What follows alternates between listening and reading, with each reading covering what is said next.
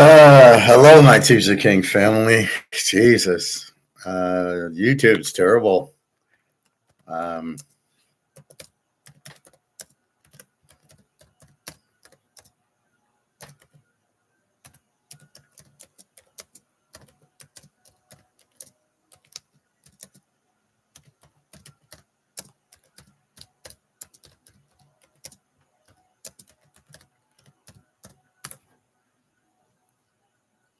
just the connection and the voice and everything else.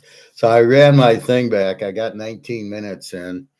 The last thing I was doing was talking to Real D about life insurance and that. So, okay, I it just shits out on me. It's a YouTube thing. It wasn't getting proper bandwidth or something. I don't really know, and it doesn't happen all the time. It happens once in a while. So I end up, it just pauses, and I go and I see circles, and it just shuts off. So I have to restart it. So I log off my computer and kind of refresh it. So I don't really know, but anyway, back to your question. So you do understand that the dollar is worthless. So anything you have in dollars are worthless. Your stocks, your bonds, the house, or your life insurance. So if you have life insurance for 100 grand for your kids, when the dollar crashes out, it's not going to be worth anything. So what do I do for my kids? I get gold because gold is the lifeboat. So with an ounce or two of gold, things will live fine. So if you can get 40, 50 ounces of gold, that will take care of your kids. That'll be your life insurance. That'll be your funeral expense. Yeah, I got gold. You go to the gold store and off you go. Maybe you get 1099, maybe you don't. Have your kids do it that don't make any money, and then there's no 1099.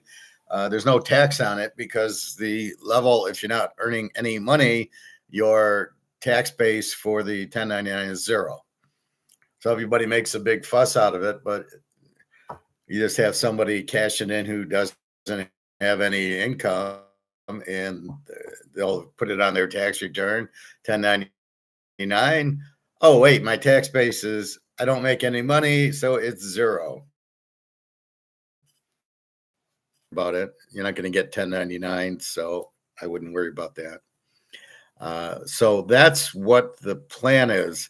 That's why I don't own a house, because the plan is when the housing market crashes, and it will soon, you can see the car market crashing.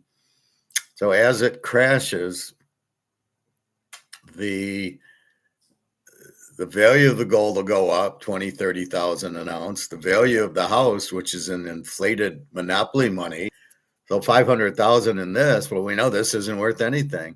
So your house in dollars goes to zero. In gold, it will get a new number, and it might be 100,000. And if gold's 50,000 an ounce, 2 ounces of gold buys you a house. And that's my plan for a house. That's why I don't want to buy one now, because I'm going to get screwed. It's going to all its value. And I'd rather just rent. And then when I have the gold, and then I just got to figure out where I want to live, but it won't be here. I'm in a blue state, red state, green state, whatever it is. I'm in a Hamiltonian state, or as I call it, a socialist state. It's the plan to control everything but own nothing, right? Well, it's the plan to fuck everybody over by devaluing the currency, but the idiots in charge don't realize that the money will have no value, and they're too stupid about buying gold and silver. They don't want to buy gold and silver because it's just a paperweight. So it's part of that plan, but that plan will never work. That's what they don't tell you. So they come up with it to scare you, but it'll never work because it's impossible to work. What do you mean? They'll control it. You'll own nothing. How can you own nothing? I own a mantle car. Well, that's not going anywhere. Or you're going to try to take the dollars out. So even if I own it, it's really not worth anything because there won't be dollars. That system can never work. So the idiots in charge maybe think that, oh, we'll get rid of dollars. That can't work. You need dollars. You need dollars because you have competition, you have grocery stores, restaurants, you have food at the grocery store. Well, how are you going to pay for it? Oh, we won't use money. We'll just grab 100 bananas and eat bananas for a week. It's insane. That's why I teach you Adam Smith. You have to have a medium of exchange. I have to be able to trade this for gold or silver or a Mano card or Chinese or barbecue or go get tuna at the grocery store. You have to trade. Nobody's just going to give you stuff. And if there's no incentive, you're not going to have anything at the grocery store anyway. And the rich, well, how much food can they buy? And what are they going to buy? The bullshit army stuff. So, I mean, it just doesn't make any sense that they can pronounce that it'll never work. It's impossible to work. You must have money, or more definition, you must have a medium of exchange, and you exchange this for Cocoa Krispies or something. You have to buy things. You cannot just, oh, I want it, and oh, sure, you can have it. There'll be a lot of crime. There'll be a lot of either stealing or injuring you. I want the Cocoa Krispies. I need it because they're probably selling it on the black market, and you can't have it. That's why you have to be very careful with your gold and silver. Keep it in a safe. You don't tell people. If you do say you have gold, you don't say where it is. I might say at the club I have gold because they know I'm an economist and they know I talk gold. I don't say where it is. They don't know where I live, and they don't know what I have here. If the gold's even here, or it could be at a locker. You know how they have these lockers, storage lockers. Well, it could be there. Wink, wink. But you don't know. But that's what's going to save us, because we know this dollar. We know the U.S. is bankrupt. You cannot own You owe $100 trillion. You're bankrupt, and we know this is worthless. And they keep printing. Oh, we'll print 4 billion, and we'll buy our own bonds so we can keep the interest rate down on the bonds. What are you, insane? You can't. This is the whole world. You cannot fuck around with the whole world. Maybe back 100 years when the whole world was kind of broke. China wasn't rich. Russia wasn't rich. Japan. But now China's richer than the U.S. So is Russia. So is India. All the BRICS countries are richer than the U.S. because they all have gold. Gold is the key, and it's going to be starting to be priced at a world market, not this bullshit COMEX, which is, again, what we're hoping for. So let's go back to the beginning of class. And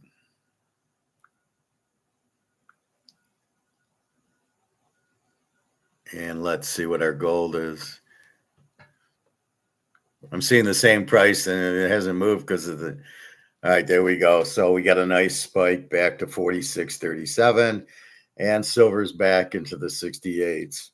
So again, we have this bullshit little 930 drop, and then boom, it gets bought back up. So what's the point of that? It's just pure bullshit. Again, it's manipulation. It's JP Morgan. People that don't understand it's manipulated. I don't know what they're on drugs. It's the most obvious thing. Gold and silver are manipulated. How you don't know that? I can't answer that.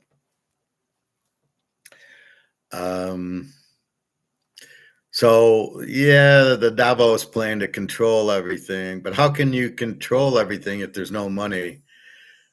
Owning nothing. Well, they keep raising the prices on houses, but their Achilles heel, these idiots, is gold, because the value of gold's going to go up, and no, we'll keep it down. You can't, because Russia and China want it going up, and Russia and China got all the gold they can afford it and they want $10,000 gold. There's nothing you can do to hold it down.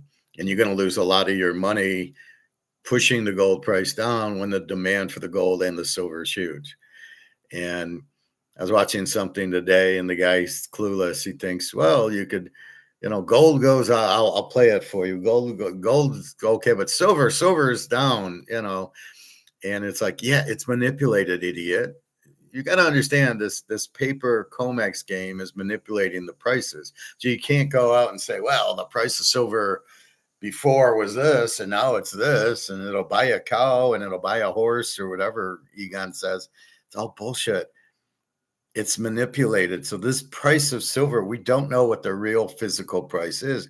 It's at least 20, 30 times more. It's at least $1,000 an ounce. So what will it buy? Well, it'll buy a hell of a lot. So you can't look at the price at 68 and going, well, it won't buy much at 68. Well, that 68 isn't the price. It's the fantasy price JP Morgan wants, but it's not the real price, which is why I always partake in saying this is the paper price versus the physical price. The physical price is much, much higher than 68. It's at least 1,000.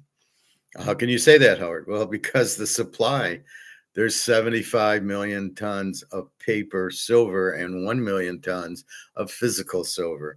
Do the math, divide it by 75. So times 68 times 75 times, you're going to get about $5,000. So yeah, it's not 68 an ounce. In paper terms, it is.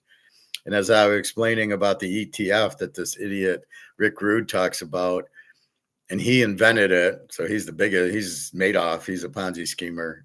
Don't listen to Rick Rude. He's still trying to push stocks. Stock market's crashed, fella. Well, yeah, but I bought stocks. That's why I don't understand, like Luke. Buying stocks. You're out of your mind. They're not worth anything. They're in dollars. Oh, I made $10,000 in my silver stock. Great, but it's worthless. This is worthless. So anything in this is worthless. Your house is worthless. I don't know why that's such a difficult concept. It's pretty simple, right? Anyway, just stay in gold and silver and just wait, and it's going to go up, and it can't crash because the Russians and Chinese don't want it to. And the BRICS, they all want to trade in gold. Brazil and all those countries, and Iran now, and Saudi Arabia and Dubai are still dealing in gold, as is China, Russia, India, and the rest of BRICS, South Africa, and Indonesia, and Japan, and all these countries are coming aboard with Let's Go BRICS. There's like 80 or 90 countries that are joining BRICS or will trade with BRICS. Nobody wants the U.S. because we come across saying, oh, you can't, no, you have to take this and you have to give us your money and you have to buy our weapons and all these caveats if you trade with us, because we're the reserve currency. Not anymore, buddies. Sorry, fellas, you're not the reserve currency. Go fuck yourself. And they'll trade with China and Russia and everything's fine. China has everything. We don't manufacture anything here. All we do is basically you have like Apollo and BlackRock and Blackstone buy companies and sell them off. That's how we're making money. It's the stupidest thing. There's no development. That's the other reason we're going broke, because nobody has any money. We're not making anything. We don't make cars. We don't make guns. We don't make golf clubs. We don't make clothes. It's all done in China and India and Vietnam and Korea, all these cheaper places, because our labor is too expensive. So we don't make anything. So we're done. We're toast. We're bankrupt. So the only thing you can do is trade your worthless dollars, because the gold stores are so stupid, and you trade this for the gold and silver, and they will take it. God knows why. Well, they got to keep the lights on and pay the employees. Why? I would just have it, not have any employees, just buy the gold, and I wouldn't sell any. But that's me. That's basically what I did. I bought all the gold, and I don't sell any. I had to sell that half ounce because I needed monopoly money to pay some bills. Outside of that, uh, I sold a half ounce at 4,000, and I didn't want to do it, but I needed some money, and now it's up to 46.50. And Alyssa goes to me, well, at what point are you gonna sell? And I go, I'm not. This is not an investment. This is not a stock. I didn't buy it at 20 and it's up to 70 and I'm gonna sell it and take profit. This is not about taking profit. This is about holding the value of your money. You got 100 grand in the stock market and you move it into gold. So now I got 100 grand in gold and it goes to 200 grand. Okay, so do you want to sell your gold for 200 grand? And the answer is no, because then I have to go back into monopoly money. And if I go back into this is, I know, worthless. So I don't want to move my gold into this. So right now, gold is the only thing. I just keep it in gold. And if I need to sell 1 ounce to get some of this to go on a trip or buy golf clubs or do something, then I sell 1 ounce to get money. And yes, I've doubled my money on it, but I've more than doubled my money in gold, but I have no thought of selling it. I'm about to double it again, and I don't really care. That's not the point of the gold. As I explained the Titanic, which is such a perfect description for it, in the Titanic, it's sinking. So you get into the lifeboat because that's your only option, or you're going to drown. So you get in. So if you hold this, you're going to drown. So you get into gold. But would you get out of the lifeboat and go back on the Titanic and go sink to the bottom of the ocean, or would you stay in the lifeboat? So in our world, I don't want to get back into this because it's about to sink the bottom of the Atlantic. So I stay in my gold because I'm safe in it. It's the lifeboat. And we'll watch it go up. And if I need something, I can use my gold or silver to buy it. Right? I can go to the grocery store with an ounce of silver. I know I can go to my barbecue place with an ounce of silver and eat, have a meal. Although as it goes up, I'll get a lot of change back. But I wouldn't start worrying about barter. Barter, they don't even understand what barter is. Barter is non-cash. Barter is trading this for a car, right? This is worth 20 grand. The car's worth 20 grand. Okay. I'm going to give you the card. You give me the car. That is barter because this isn't money. But if I have gold for the car, it's not barter. I'm using money to buy the car, or to go to the grocery store, or to buy, I need a new shirt, or I want glasses, or I want to go golfing. And that's where you break the silver up and use it as a means to pay for things. And that's not barter because that's real money. And like I said, barter is only using this to buy something. That's what barter is, because it's not money. It has a value. It is an asset with a value, but it's not money. So therefore it is barter. And Lynette Zhang just doesn't get it. She doesn't understand hyperinflation. She doesn't understand barter. Hyperinflation is when people get desperate. Oh my God, milk and eggs are going to be, they're $3 now. They're going to be $5 later. They get all panicky and hyper that the prices are going to go up and up and up, and therefore they have to buy. That is hyperinflation. Hyperinflation is not when the money goes to zero. That's called inflation. Hyperinflation is the panic. It's the panic on the Titanic that, oh my God, we are going to sink. That's hyperinflation on the Titanic. But it's a worry about that the prices are going to go up on milk and bread and cheese and things I need to eat. And I better buy them before the price goes up again. Now the price keeps going up. Well, I better buy more before the price goes up. That's hyperinflation. You're scared, you're hyper, you need to buy things because you're worried about the price going up. We aren't there yet.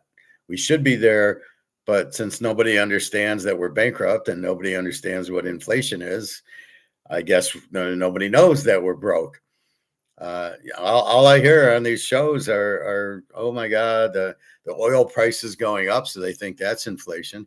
Anytime prices go up is not inflation. It's the market. It's you cut the oil supply, so of course the oil price goes up. The gold supply you can't have, of course, the gold price is supposed to go up because you have a huge demand for gold and you can't increase supply. You can in the paper bullshit market, but not in the real physical market. You have to dig it out of the ground, and there's only 220,000 ounces of gold, 220,000 tons of gold on Earth. And the demand is much more than 220,000 tons. So the price should be going, it should be 10 to 15,000 at this point, and it shouldn't be going down because the demand is just it's like the end of the Titanic. Everybody's running to get on the lifeboat. So why would the price of the lifeboat go down, right? It would go up. Oh, you want to get on a lifeboat? It's $1,000. Oh, I'll pay $1,500. I'll pay $2,000 because I don't want to die at the bottom of the ocean. Why would the price ever go down? And that's how gold is. Once people realize it, every central bank's buying it. But hey, what do they know? They're only the banks, because they know exactly what's that. It's all crashing. The dollar's worthless. And then and then Bart Simpson, Scott, whatever his name is, Bassett, is like a fucking idiot. Oh yeah, well, we'll be fine. I know we owe 40 trillion in debt, which is really 100 trillion when you include Social Security and the pensions and the government employees and the military pensions and all this shit, because the 40 trillion is just treasuries. And once you realize that, you're fucked. No, we're fine. We have a plan for that. We'll tariff everybody. They're not paying. Nobody's paying tariffs on it. What are you selling to them that they're going to pay tariffs on? We're going to tariff Canada for hockey sticks and ice skates. We're going to put a tariff and lumber. So we're going to charge them tariffs to bring that in. I'd say fuck off, and I wouldn't sell it here. Come to Canada and buy it. That's what'll happen. You'll go to Toronto or Toronto's real close to Buffalo. So everybody in New York can just go to Toronto and buy ice skates and that. So it's just bullshit. The whole thing that'll get us back our $100 trillion debt. We'll get it on a hockey sticks, ice skates.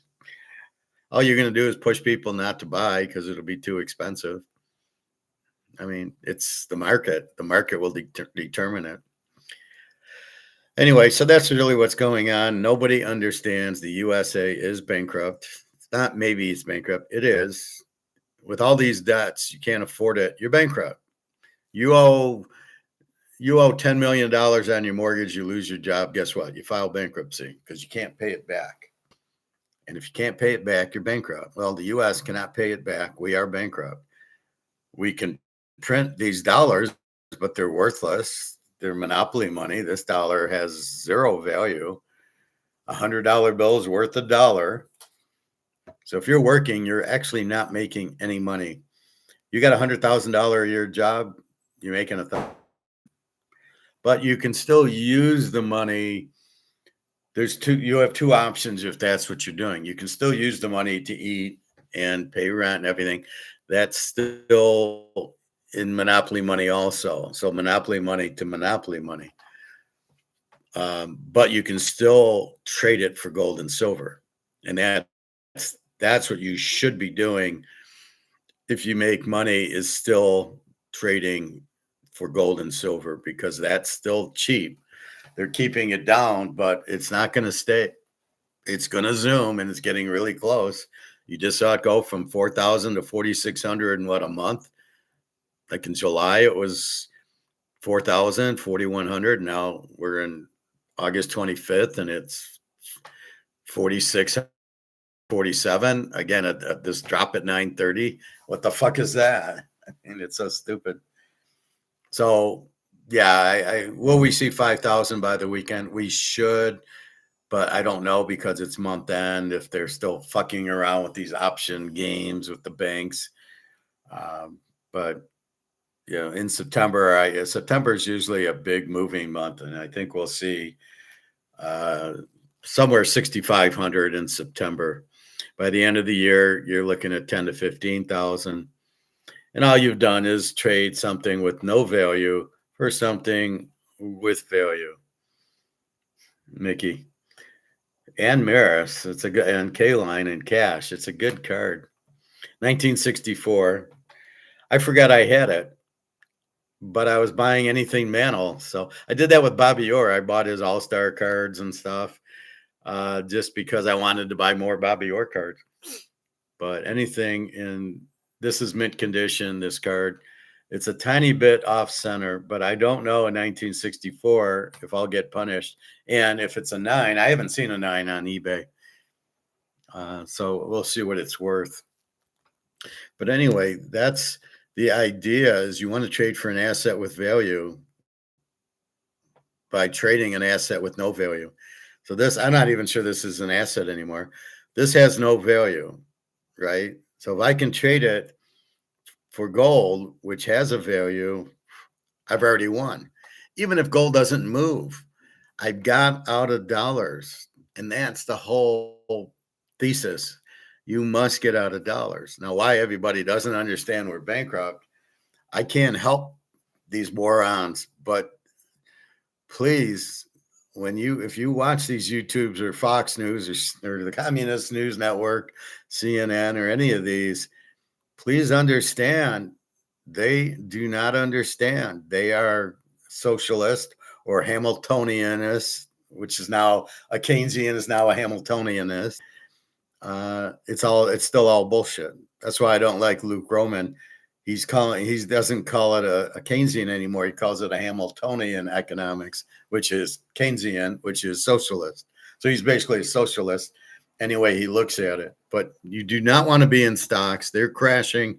You do not want to be in bonds. See, the problem is you think they're okay. Well, it's 50,000.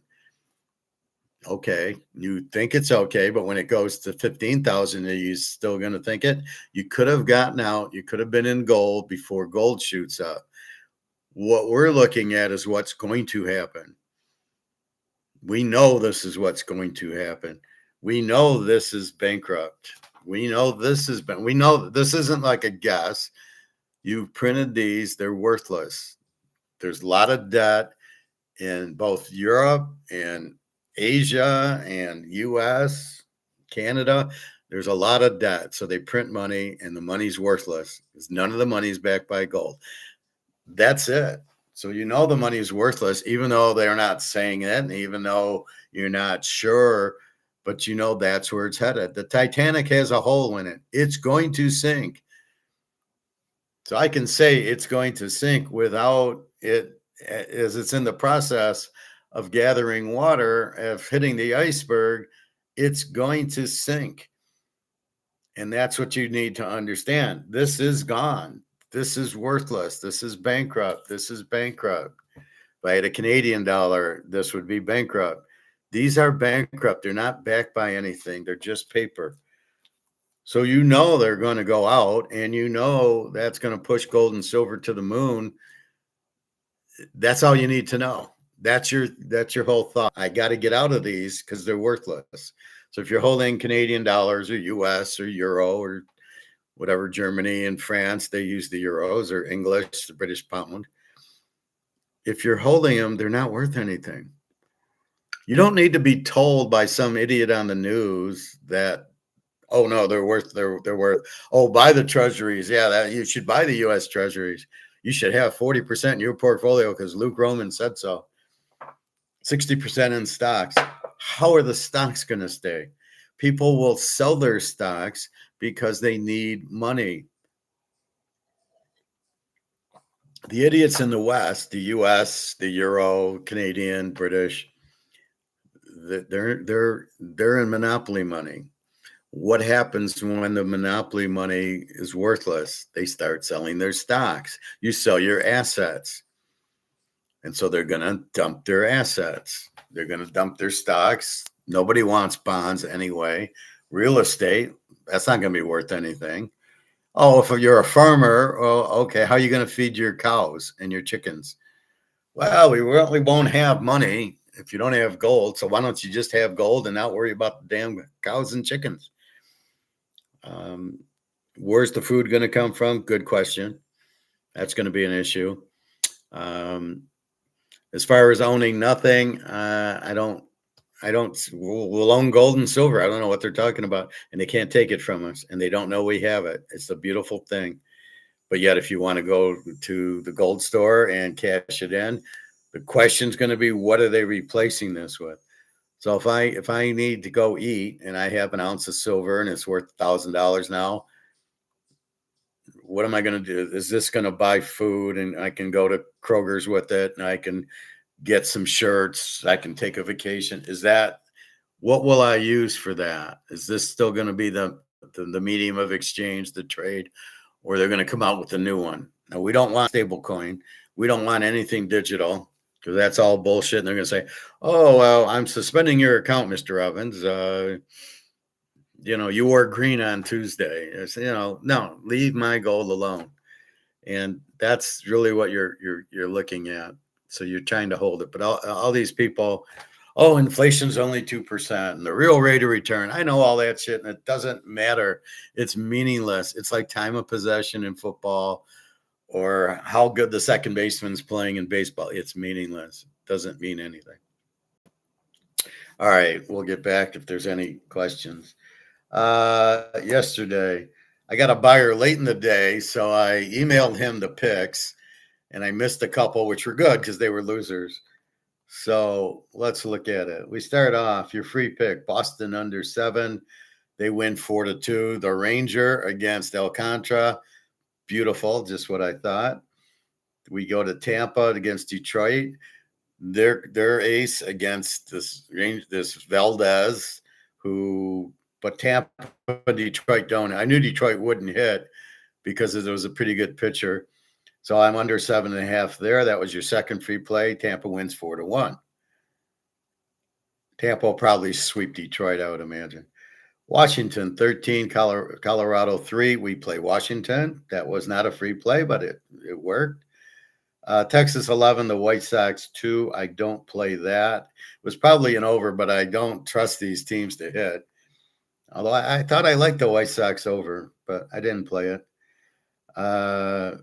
Cleveland 4, the Rams 2. I have Cleveland under 7.5 because they had their guy going. They're one of their aces. And so I got 3 under 7.5. So all 3 win.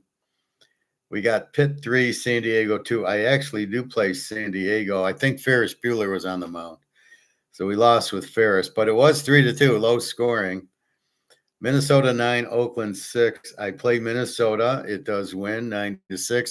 I think it was Springs for Oakland, who's terrible.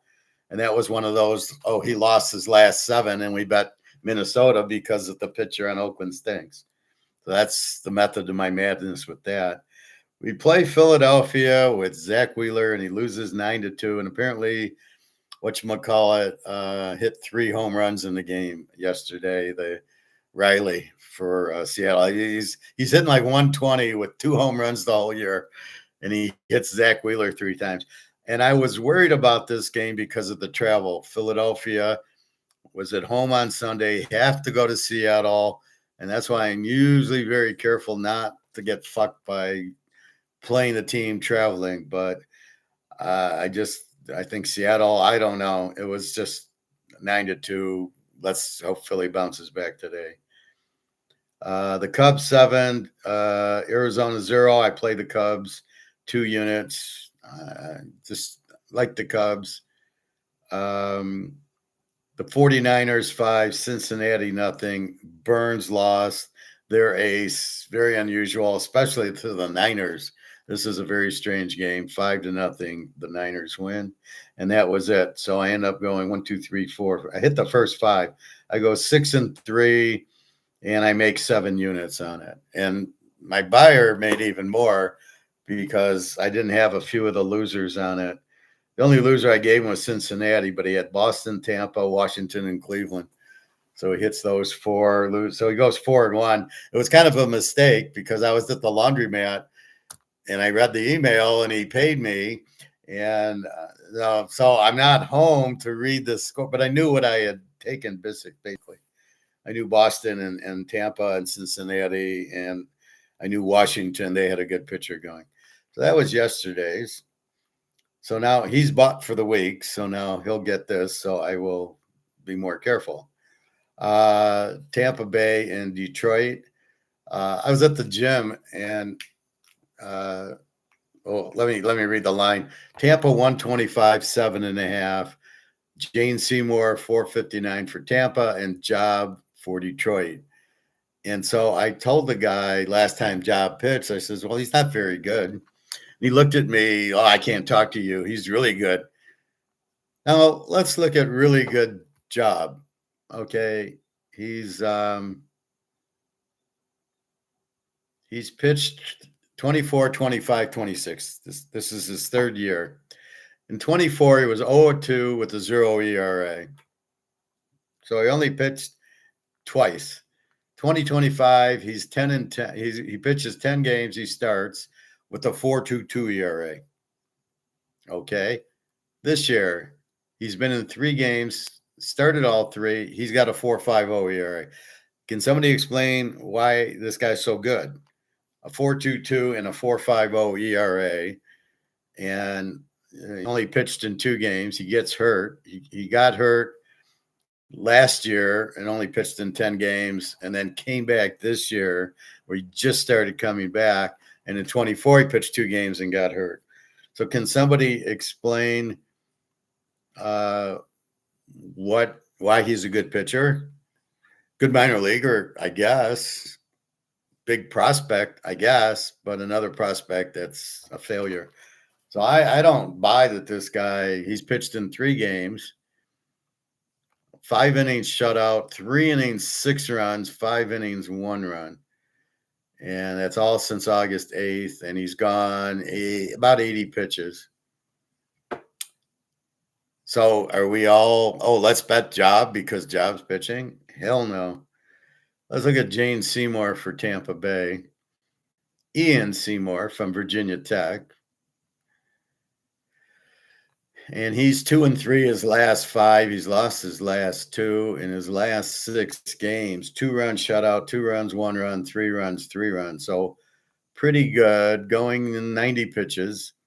The last 2 games were against Baltimore. He lost 4-3, and Toronto he lost 5-1. Detroit does not hit good pitches. Now this guy is okay. He's not great. But the Tigers, I don't even recognize their lineup anymore. It's all these minor leaguers that they brought up. More guys getting injured, I guess. I don't know what they're doing. They have no rhyme or reason. I know the owner doesn't want to pay. That's why Scooble's not there. That's why Mize isn't there. He gives them up for more minor leaguers because you don't have to pay the minor leaguers.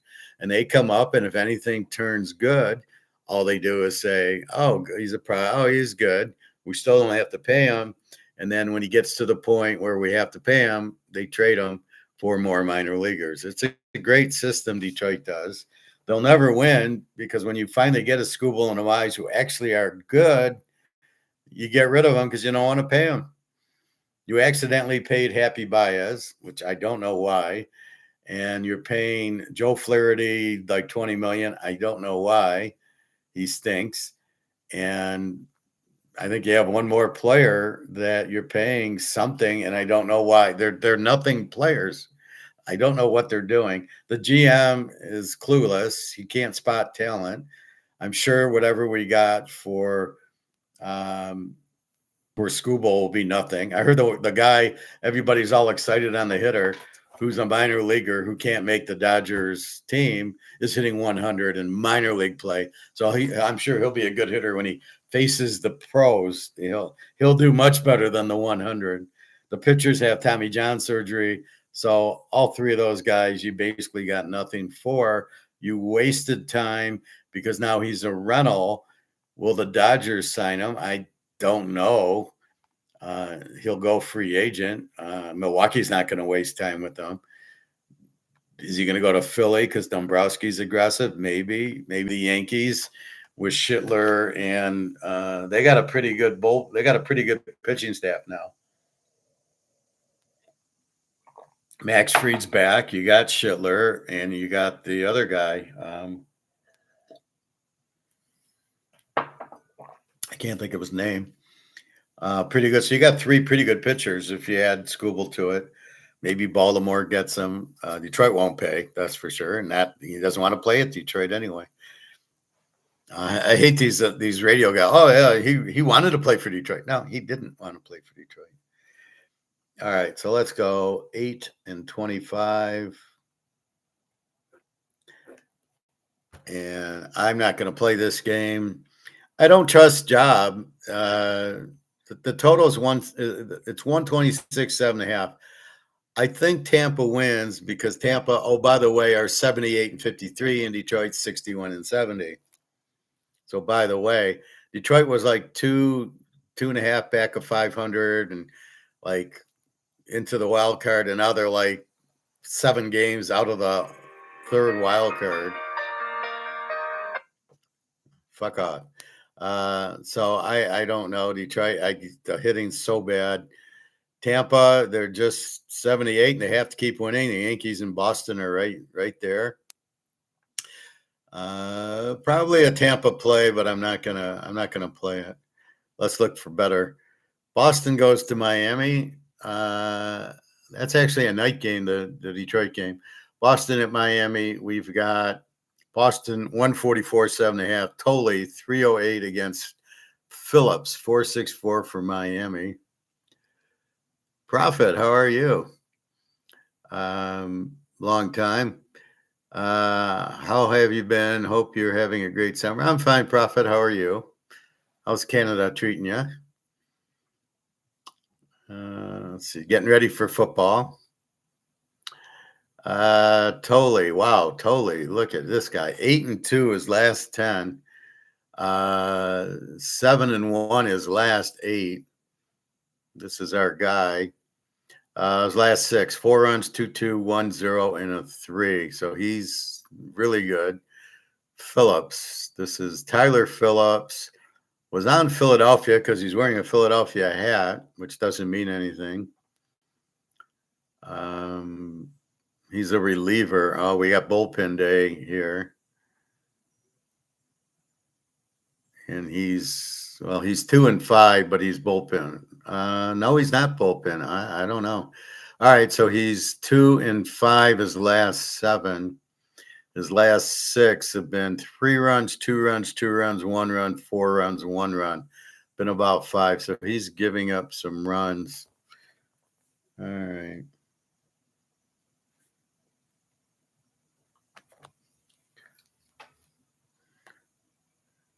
Colorado at Washington. Washington 145 and 8.5. We can't play it. Pitcher to be determined against A. Alvarez. We can look at Alvarez, Andrew Alvarez for Washington. Went to Cal Poly, one of my favorite colleges. I prefer Cal Poly Pomona. He's 1-4 his last 5. 3 runs, 1-2, 1-2, 1. So he's pretty good against TBD. Yeah, I don't mind. All right. Houston and the Yankees. The Yankees 139, 8.5. Pecco 6 ERA for Houston. Will Warren 4.46 for the Yankees. Kind of a bad. You'd kind of want Schittler or that. This guy's only pitched in 1 game in his career, it looks like, and 3 innings, gave up 2 runs, 3 walks. They did beat California 3-2, and he pitched 90 pitches. So I don't know. He's from Towson. Don't know where that is. So he's a rookie, just called up. So how do we bet him? We don't know. Against Will Warren. It's more, are we going to bet Will Warren? If we think he's good, we'll bet him, but I don't know. Will Warren he's 3-2 his last 5. 2/3 of an inning shutout, 3 innings, 6 runs, 6 innings shutout. Then it's 3 runs, 5 runs, 2 runs, and 4 or 5 innings. So he's been giving up hits, but we don't know enough about Pecco to actually, otherwise I'd go over, but I don't know if the Yankees are hitting or not. They haven't been. I think they might have started to. It's a second.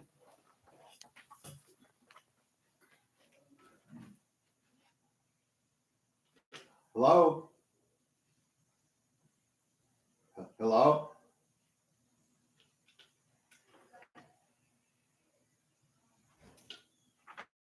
Let me check this out.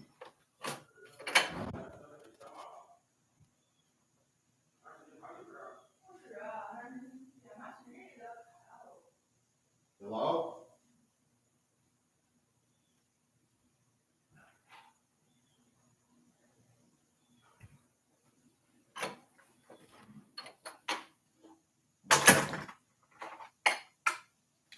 Mongo don't know. I'm just pawn in the game of life, and I don't know what that was about. Profit. Believe it or not, I've been hospitalized for the past 3 months. I had double pneumoma and had to go on antibiotics for that'll kill you, the antibiotics. I lost 60 pounds, went from 200 to 140. You need to fast. Let your body heal. And so if you fast, your body will heal far better than antibiotics. But be careful. Antibiotics are very bad for you. They kill all your cells and everything. You're better off. You get new cells every 3 months. You're better off fasting, having tea, coffee, water, no sugar, no, sugar substitute.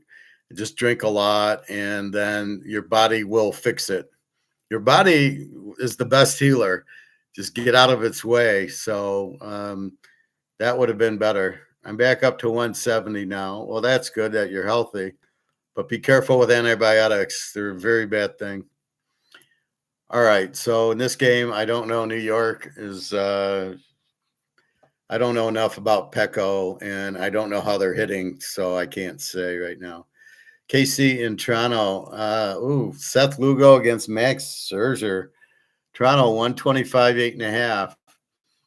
I'm not believing Max Scherzer's ERA is 7.40. I believe he's pitching much better.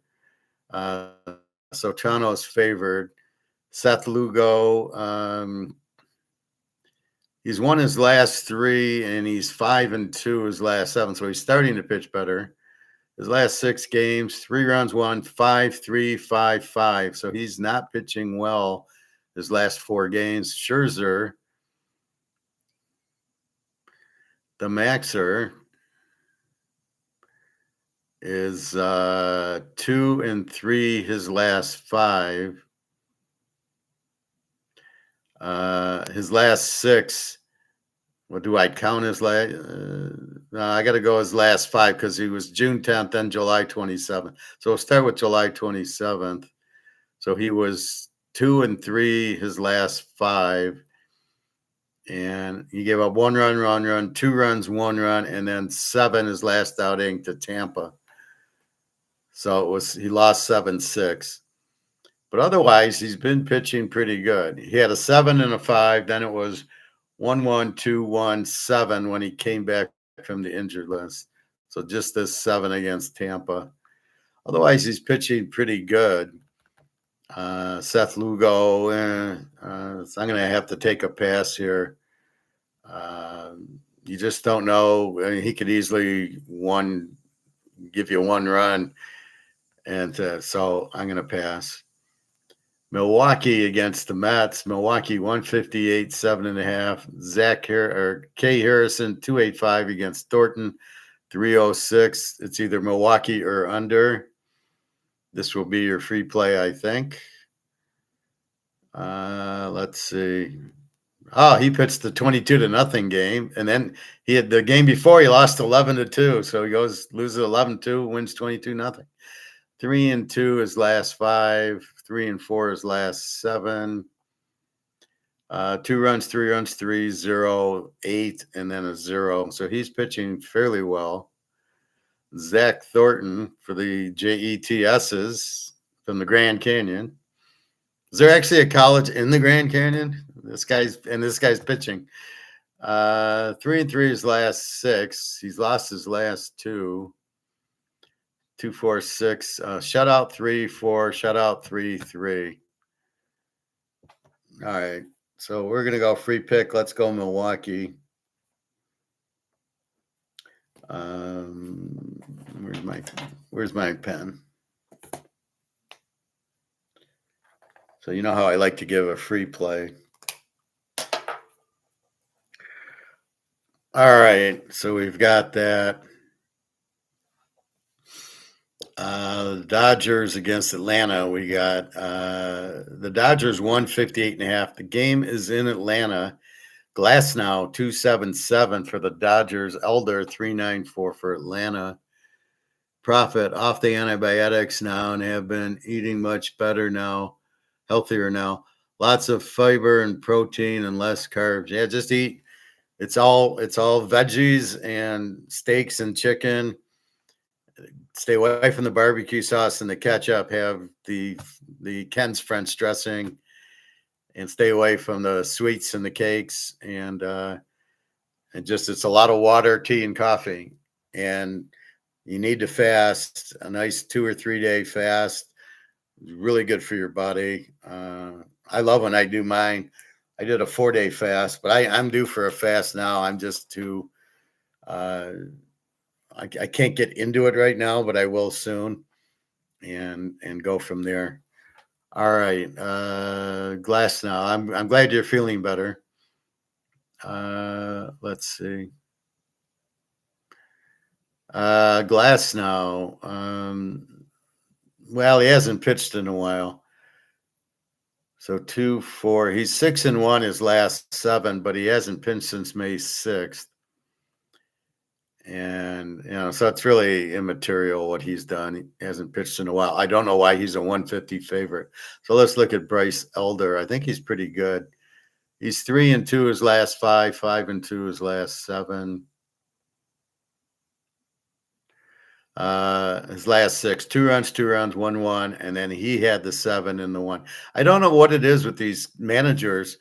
They'll let the guy pitch 5 innings, 105 pitches, and he gives up 10 hits and 7 runs and 3 walks. And you lose 8-5. Why is he, as soon as he starts having trouble, get him out of there? Well, no, we got to eat up innings. Well, yeah, but then you lose the game. You got to win the game. That's more important than eating up the innings. Otherwise, that was against the Mets. Otherwise, it's been 2-2, 1-1, and 1. So pretty good. But you don't want to fuck with the Dodgers. They still can hit. I don't get this. Shotani is the best player in the league when Mizorowski's the best player in the league by a mile. So I don't know. Hard to bet this game because Glasnow with the 2.77 ERA is basically what are you going to do with this guy, right? So hasn't pitched since April, so we got to let this game go. You got to have pitching to understand how you bet the game. Again, we're not betting the team, we're betting the pitcher. Texas at the White Sox. Texas 107-7. DeGrom 379 against K 398. K was hot, then he cooled down. Let's see what DeGrom's been up to. He's 2-4 his last 6. And he's 5 runs, 1, 5, 1, 2, and a shutout. 2 was in 2 innings. He did have a 6-inning shutout in 94 pitches against Washington. Very inconsistent. K.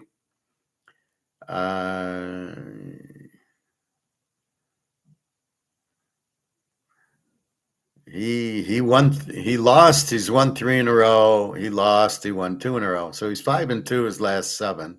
He was hot early in the year. His last 6, 2 runs, 3 runs, shutout, 2 runs, 3 runs, 2 runs. So Texas should be able to hit him. DeGrom, I wouldn't go under 7 here.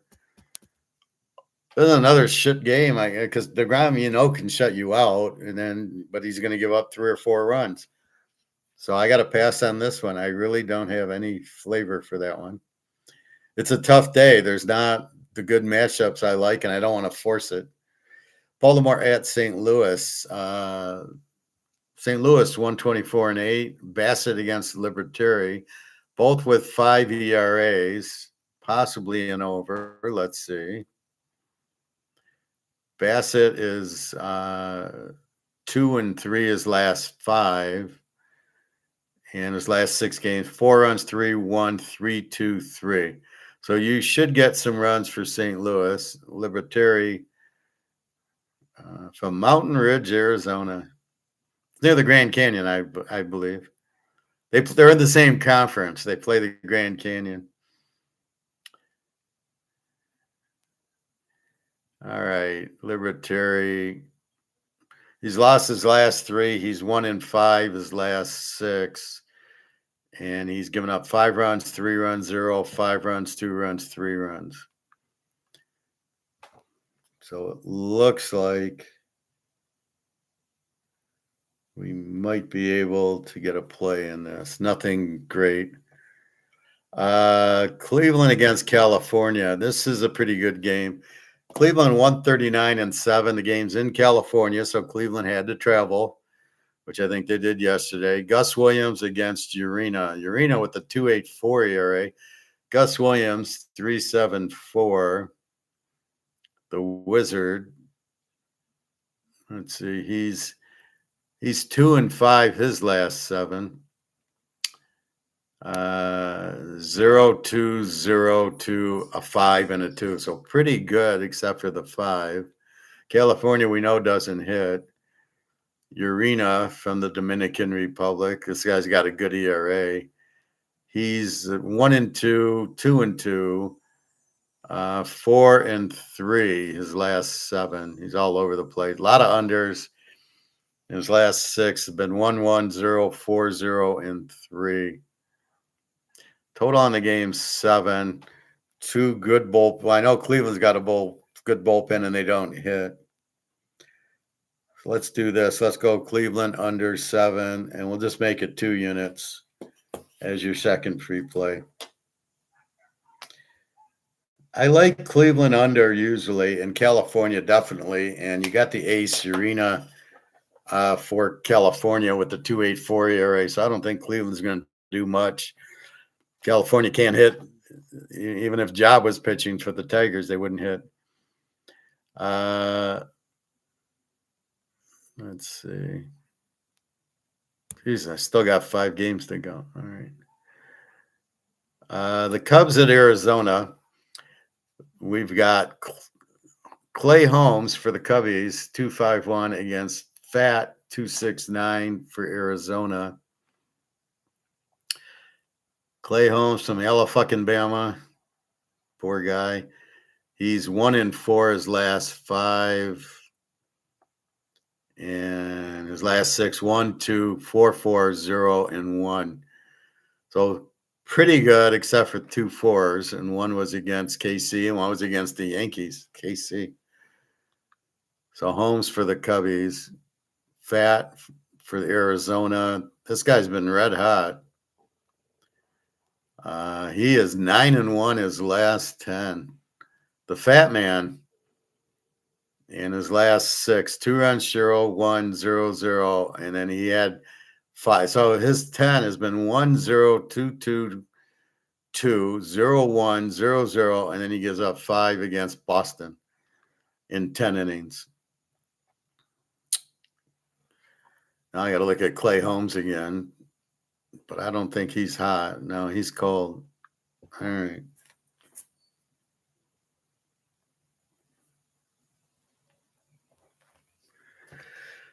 All right. Philadelphia at Seattle. Seattle pounded Philly with Zach Wheeler yesterday. Like I say, you can make the bet 10 times. You're not going to win all 10. He's going to be human 1. And here you were at Seattle. And notice I did not free play it yesterday. I free played Cincinnati, but I did not free play Philly. So it's 104, 7.5. Aaron Nola. This looks like an over to me.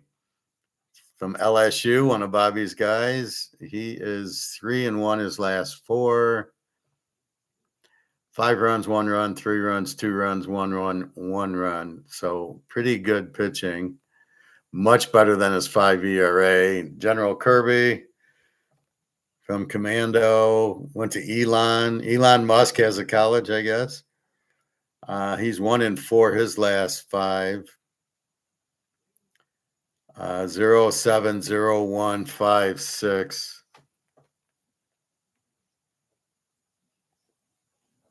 All right. I was thinking of going over, but after looking at NOLA's, I'm not going over. And I am not playing the Phillies under. Minnesota, Oakland. Minnesota 148-10. Ty Bradley, their ace, 392 against Jump, 483, who jumps. Ty Bradley, 3-3 his last 6.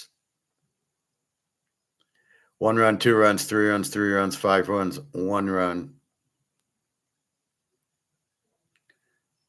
So pretty decent. The Jumper also went to LSU. Bobby's been recruiting hard there for LSU. The Jumper is 3-2 his last 5. 6 runs shutout, 6 runs, 2, 3, and 5. He's given up runs. So here's your problem. It's probably an over, but you got to lay 10, and that's what always makes it difficult.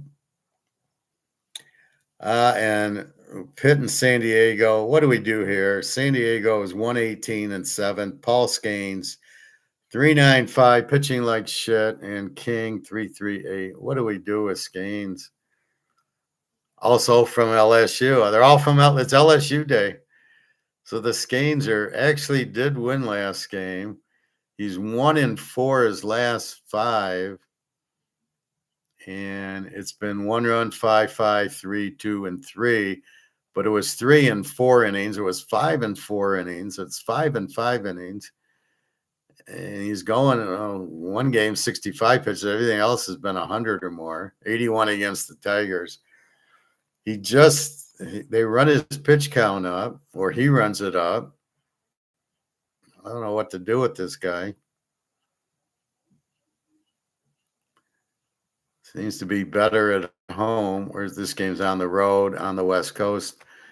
Michael King. I'm not buying the 7. He gives up too many runs, Scanes. And he's 3-3 his last 6. This King guy, 1 run, 4, 3, 1, 4, 2. If anything, I think with this total of 7, I think this has got to be an over. And you hate to bet Scanes over, and I keep betting Pitt over. But I don't know. I'm not making a play out of it. I just think this is an over because it's 7. This was 8.5. I would never touch it over. But 7, they'll hit King. They'll hit Scanes, I guess. I mean, Scanes could throw a no-hitter. That's the problem. His stuff's too good, but they keep hitting him. San Diego, very good team, 71-61. I don't know. I can't pull the string. I can't bet San Diego here, and I really can't go under because Scanes is just he goes 3-4 innings. So we'll take a pass. Cincinnati against San Francisco. Frisco 107-8. Brady Singer 474 against Hauser from Total Recall 525. Brady Singer is 1-4 his last 5. Give up 3 runs, 4 runs, 3 runs, 3 runs, 3 runs, 4 runs. So he stinks. Hauser for the Niners is 2-8 his last 10. Last 6. Shutout 1, shutout 1, shutout, shutout. But he hasn't. He's 2-8, but he's all right. 1 was a 1/3 of an inning shutout.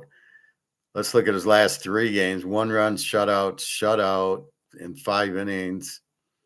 Beats Detroit 5-2. Beat Cleveland 1-0. Lost to Houston 2-1. So Hauser's an under pitcher with his 5.25 the last few games, and Singer's just not very good, and he's going to give up runs.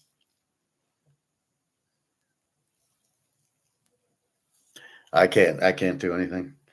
All right, very small day. I got 3. So I had 8 games. Milwaukee 3 unit and Cleveland under 7 2 units. Cleveland's a pretty good under team. Like I like playing Pitt over. I like playing Philly over. I like betting on Milwaukee, but in this case, we're still betting Milwaukee, but I think Cleveland under is a good under team. So those are your 2 free plays. It's a very tough day today. Some days are like that. You don't force it. And this is my point when I pick football. I'll have a day where it's Mizorowski and it's, it's Sanchez, it's Zach Wheeler, and I love it. And I go 10-1 in my pick. Then you get a day like this where there's a lot of bad matchups and maybe an injury or something, and you just can't find really strong picks. That's what I try to explain when I'm doing my football. It's a pocket aces day, means I got Mizorowski going and Burns and Chris Sale and all my guys. And then there's this day, which is not a pocket aces day. And I will say that this is not a great week to pick football. You don't have the good matchups. Maybe Mahomes got hurt, maybe whatever. And so that's really what you're looking for. So when you don't really have the good matchups like I do today, you get that sometimes in football. And week 1A, I got 2 good games, and week 1B, I got 4 or 5 really good games. So again, the football, so that's baseball. The football's out there. 1 lock going this Saturday with a game the next week. I played 2 teams this weekend, and maybe 3. I got to read up on this 3rd game. And then once they play, then I know what to do with Stanford, and I know what to do with Hawaii and some of these teams that play here and then play the next week. So I can't play them yet because maybe somebody gets injured. That never happens in football. So again, so if you just want the week, $75, you get the locks, and it's week 1A and 1B, and I will be adding to the 1B. For the whole year, $750. If you want the month, it's $300, which will include both the college 1A, 1B, and then the 4 weeks. So anyway, that's what's happening. So should be a good week. Again,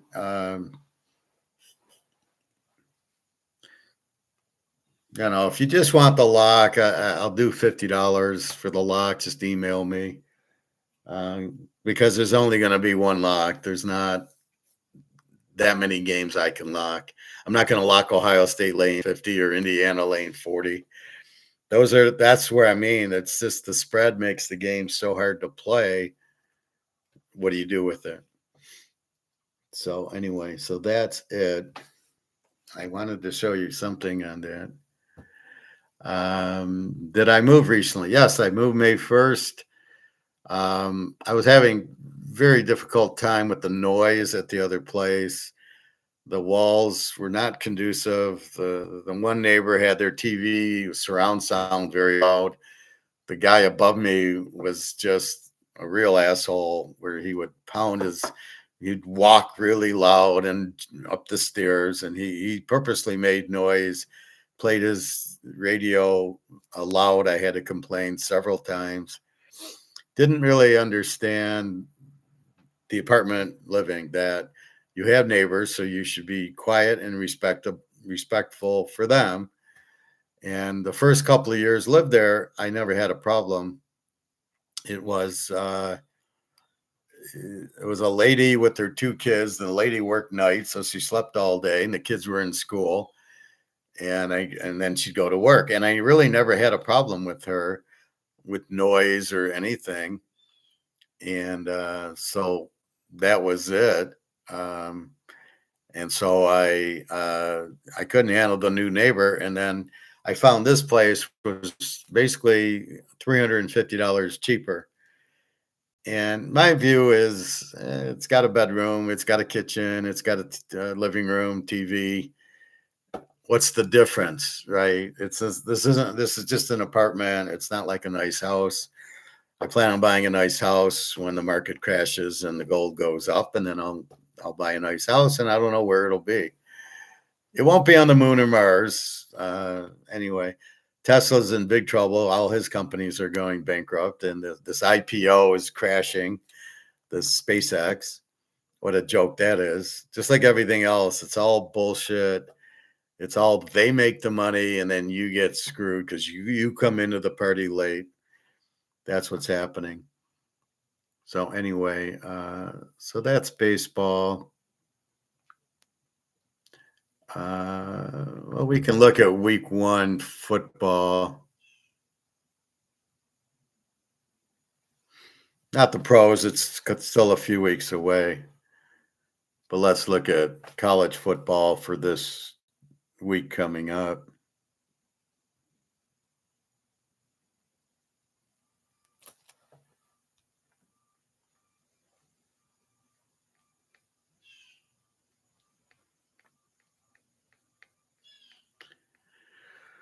Okay. We start off with TCU 7.5, 47.5 over North Carolina in Ireland. We got a new quarterback for both colleges, TCU and NC. TCU, I don't normally explosive, but I'm curious. And they lost Hoover to Indiana, who was a really good quarterback. So we don't know enough. It's like a pitcher who hasn't pitched. We just don't know enough. They could be great, but we won't know for a while. USC, San Jose State. USC is 38-60 to San Jose State. USC's got Maivia back, Lincoln Riley on the hot seat, and San Jose State has a new quarterback. Let me read my notes. San Jose State with the new quarterback, where Maivia is back for USC. NC State and Virginia.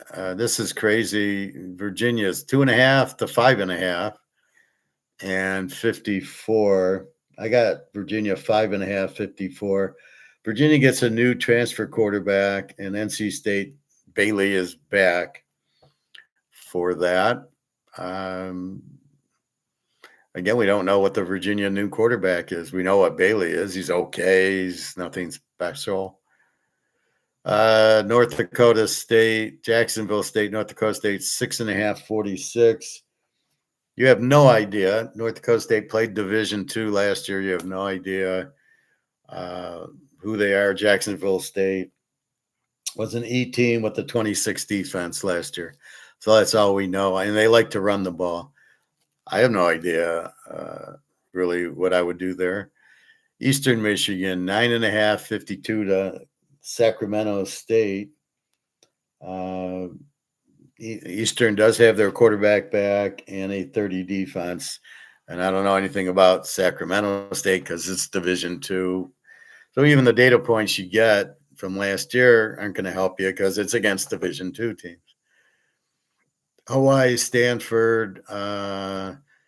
This game went all the way up to 6, is now back to 4.5, 48.5. And returning, Hawaii's got their quarterback back. Stanford's a new transfer from Michigan, Warren, who sucks. All I know is watching him at that. So here comes the Hawaii money. So that's good. I think Hawaii is the better team here. And Florida State 31-52 to New Mexico State. Florida State 30-53. Yeah, 31-53. Florida State's got a new transfer quarterback, and New Mexico State's got a returning quarterback, although it's New Mexico State. So, question is Florida State, how good are they? Can they handle a 30-point? I don't think they're a 30-point favorite over anybody. Vegas and Memphis. Vegas 5.5, 56.5. And Memphis with a new transfer quarterback and a new coach from the coach from Southern Miss, who was pretty good. And Vegas is an over team with the 29 defense. They got Dan Mullen, the coach, and they got a new quarterback. So how good is he? He's supposed to be really fast, one of these athletic types. Maybe he can throw, I don't know, against Memphis. So that is it. So those are your games for week 1A. And that's what we have. So should be good. I do have 2 plays. I could have 3. I'm debating one game total. The other 2 are really, really like. One of them's a lock. And although I might switch it to both of them are locks, we'll see. Otherwise, I did give you the Boise, Oregon. That's your free play. It's a 52. Oregon 24.5, 52. Both teams were A teams. Oregon a 14 defense. Boise a 23. Both quarterbacks are back. I gave you the over in the game. So it's 52. We're going over 46. Oregon will light up Boise, and I think Boise should be able. I think it's like 38-10 will give us a winner. I think Oregon definitely gets into the 30s. They just seem at home to just keep piling it on, and the defense scores, and they do a running play, and it scores.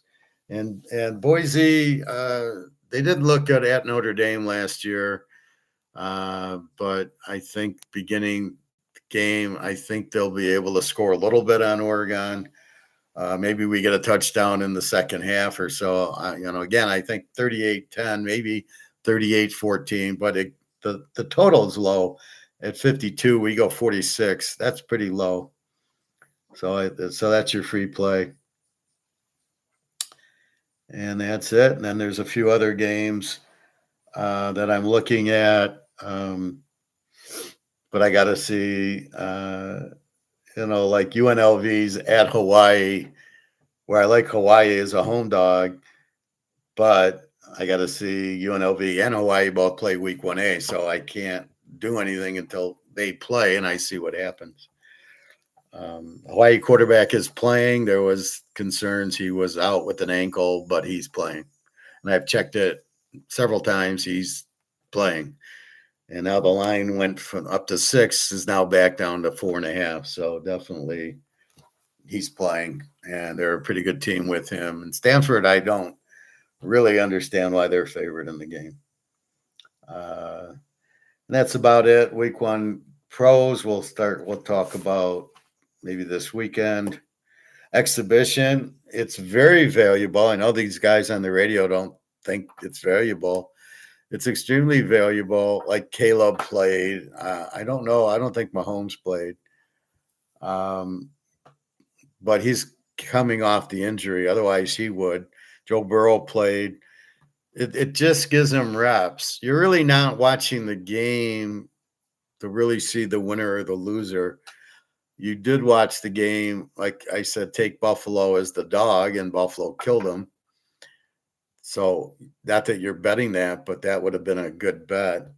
So far, those games where the wrong teams are favored, I still treat it like a regular game. I mean, if the Jets are favored over Buffalo, I'm going to bet Buffalo, even if it's a preseason game, because Buffalo's going to win. I mean, Buffalo's not going. They're going to go.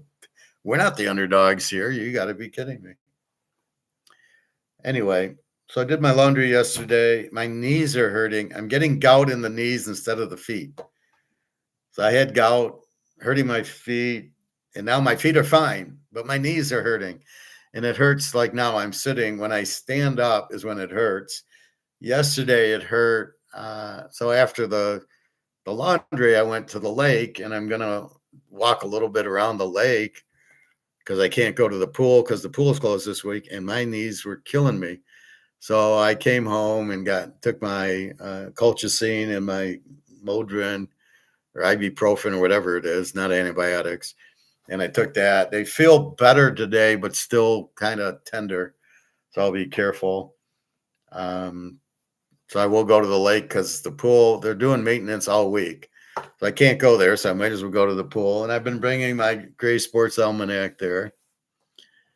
And I've been reading over the conferences and the coaches and the quarterbacks to try to get flavor what I want to do. I will post a few more games. The games for this weekend are pretty much posted. I might change uh, the amount on it or something. I could do that, and then we'll go from there. But that's, I mean, there's only a few games anyway.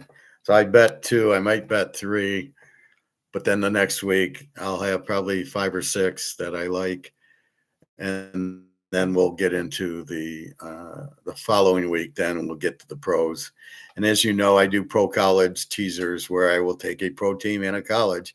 If it's the best 2 teams, I'm trying to win and give you the best 2 teams and give it to myself. I'm betting these games. So if I feel the best bet is Ohio State, Texas under, and New Orleans getting points from the Lions, I will put that down. That will be the best teaser. That's what we want to do and make money on it. I heard Kamara was out for New Orleans. So we'll have to be careful with that. I still like Shaw. The Lions defense still sucks. So we'll have to see. I watched the Lions 49er champion playoff NFC championship game yesterday. So that made me happy. The Lions, Dan Campbell's a terrible coach.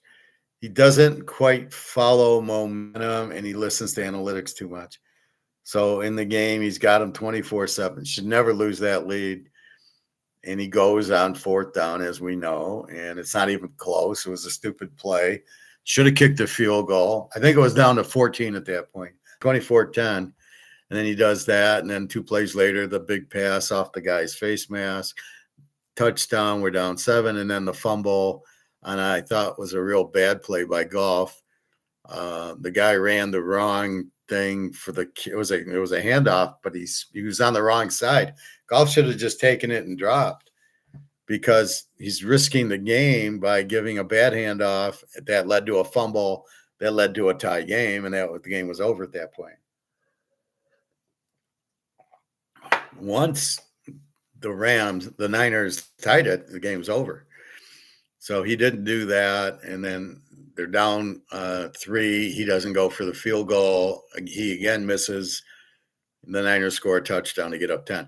And that's the problem with Dan Campbell. He doesn't understand game situation. He doesn't understand if I miss what happens. So you're down 3, you kick the field goal, you tie it up, and then whatever the Niners do, you can tie it. Not Dan Campbell. I'm sure we're going to make it, and there's no doubt that we'll make it. And I'm not even going to think if we don't make it. And of course, they don't make it, and you've lost. There's no way they lose that game with a competent coach. Ben Johnson probably wins the game. But Dan Campbell, let's go for it on 4th because we want to be tough.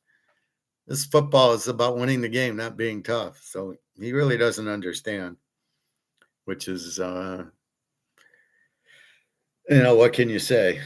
I'm going to leave the first video out there, although we did talk a little bit about gold and the markets. Let's see.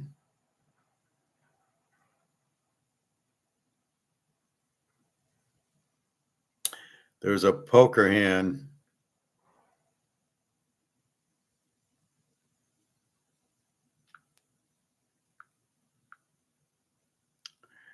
that I wanted to show you.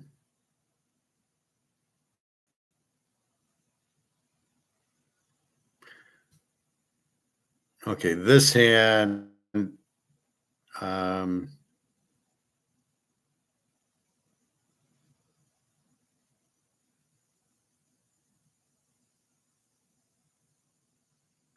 so I showed you this. We didn't play the video. Finland is going broke to go along with England, the UK, or England and the UK, Germany, France, Italy. They're all basically broke. Their money's worthless. So we know all that. That's why you buy gold.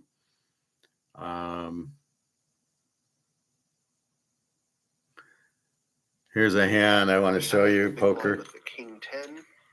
I imagine we'll see him make the call here. And he does. We're going heads up to the flop. Anatoly is well in the lead so far.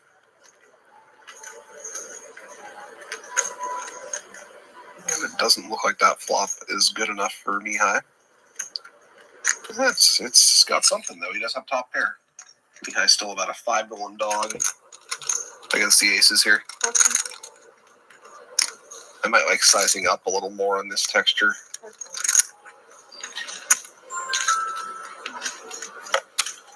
Turn is a 9. That does not help Mihai. He still has 5 outs going into the river.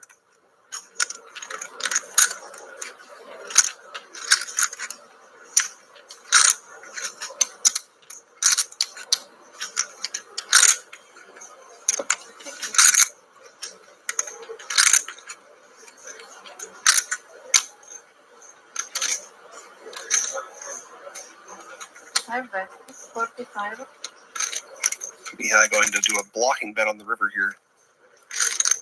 That is not going to win him the hand. But he is setting his own price, avoiding check calling a larger bet.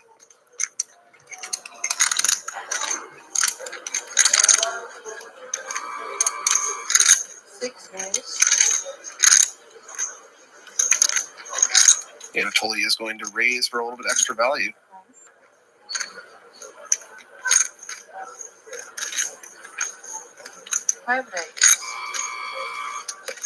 Oh my goodness, this hand got interesting real fast. Wow. Mihai is turning his hand into a bluff on the river, and this might actually work. Anatoly is, he cannot be happy about seeing this. This is some, this is not how I expected this to go. Ooh. Okay. How not to play aces and how not to get bluffs. So I think he bet 40 grand pre-flop, and then the flop comes. The guy hits his 10, which is top pair. So there was a $40,000 bet by the aces and a $40,000 call by the tens, because he thinks he's good with his top pair. Then comes the trouble is on the turn. The guy, you can't see the cards very well. It was 5-6, 10-9. So now there's 9-10 out there. There's 5-6, which I think were suited. And so the guy's got king 10, you got aces. Why are you checking? Okay, if you don't understand your plan, what the fuck are you doing? So what happens is he checks back. Now here comes a jack comes on the river. There's now 9-10 jack out there. Are you really worried about king queen? I wouldn't think so. Why did you check the turn? Then he bets 45,000, the pair of tens. He's first to act. You call back and raise with the aces. What is your plan there? You're only going to get called either by a bluff or by you hit the straight. But as we know, in the professor's world of poker, if the guy made the straight, he'd have made a big bet on the river. He would not have bet 45,000 on the river if he hit a straight. You know how I am with rivers. The psychology that I got to make money, and therefore I'm going to bet big on the river, right? So if I have a good hand on the river, I make a big bet. I don't check, because if he checks behind me, I don't make any money, and I can't take that risk. So I got to make a big bet so I make money, because that's the point of the game, is to try to make a bet where the guy will call you and you make $100,000 or whatever. And probably a tournament. That's the point of it. You're trying to make money, and therefore on the river you would make a big bet. The fact he made a small bet, then you check raised him. What do you think you're going to get called with? Well, if he had the straight, he'd have come out with 200,000 right away. So he doesn't have the straight. He had 10. If he had two bear, he'd make a big bet. He doesn't put you on a straight. It's tough to put people on hands. I know that. That's why you watch the betting. So what am I thinking by checking the turn? And then what am I thinking by raising the river if I get called or if I get raised? So the guy has no plan that I'm going to bet 175,000 on the river after he bet 45.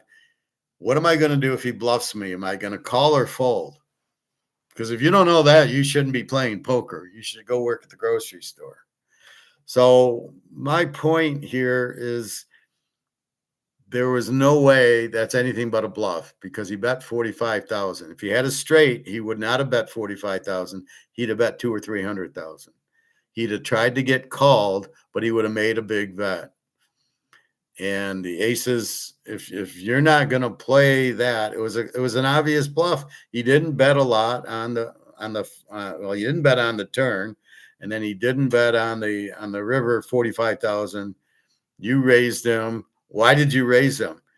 In other words, if you're not going to call the bluff, then just call and take the pot. So you make 45,000 instead of 135,000 more. But that bet should have been made on the turn. When he checks the turn, then you bet 130,000. Now he probably calls because he's got top pair and he thinks he's good. And then on the river, he bets 45. Then you call. Okay. I do that a lot on the river. I'm not prepared to take a big bet. So I'm just going to call and I'll win there. I'm not going to make a bet and then you check raise me and then I'm fucked, because now it's a big bet, $200-$300 on the river. What do I do? Even though now I know it's a bluff, but before I wouldn't have. Now that I've studied it and analyzed the analytical part of it, not analytics, analytical, he's only making the big bet to get me to fold. So therefore, I'm going to call. I got aces. But why take that risk? Why wait till the river to do it, is my point. Do it on the turn. He should have made the bet on the turn, 100,000. Then the guy 45, and who knows what the guy does, and then 45,000 on the river. I call because I don't want to fuck around with the check raise, unless I'm sure that when he it's not a check raise, he bet 45. I raise him, he raises me back. I'm sure it's a bluff. Then I would do it. All right, here's another one. Let's watch this action.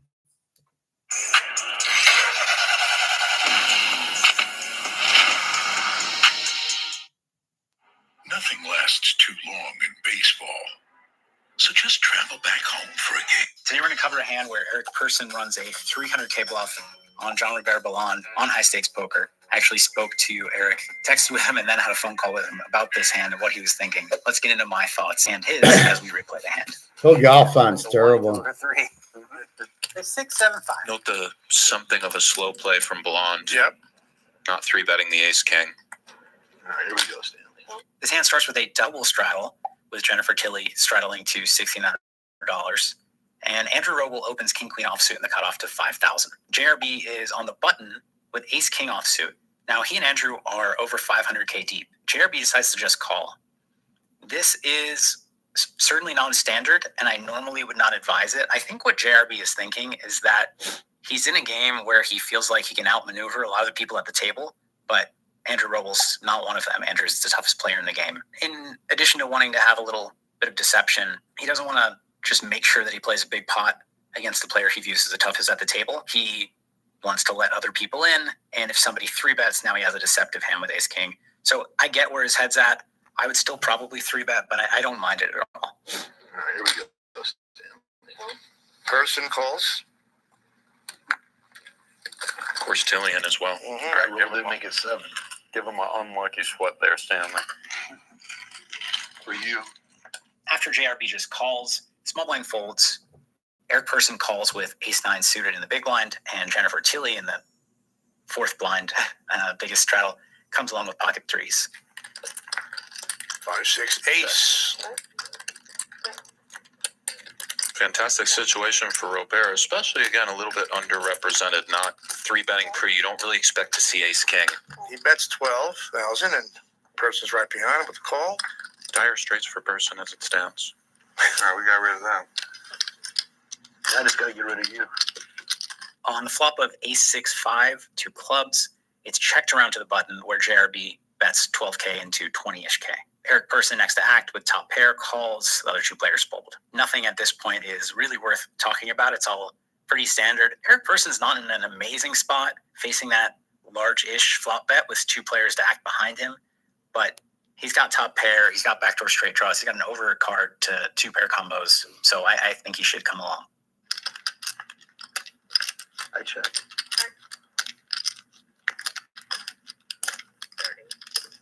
All right. That didn't take long. I check. Pot's getting big. Turn is the 10 of diamonds, bring 2 flush draws now. Eric Person checks, of course, to JRB, who bets 30,000, and Eric almost beats him into the pot, calls instantly. Again, from my perspective as a viewer, not much to talk about here, although Eric had some interesting things to say about his plan already at this point. So Eric said that he felt there was a decent chance that his hand was good, and if he calls and the river goes check, check, cool, he's going to win the pot. But he's already planning a river check raise bluff in his mind because he thinks JRB is weighted towards 1 pair hands, like ace, queen, ace, jack. He really felt like JRB, given all the history they've had together with his bet sizes, would have 1 pair here more often than 2 pair are set. Eric really felt like if he puts in a big check raise on the river, if he does face that river bet, then he's going to get JRB to fold his 1 pair. Dog check for a minute. Blonde bet 65,000. Very nice value bet from Robert here. Just 1 pair, but still deems that king kicker worth a value bet on this kind of scary board. And for Person, only beats a bluff now. Yeah.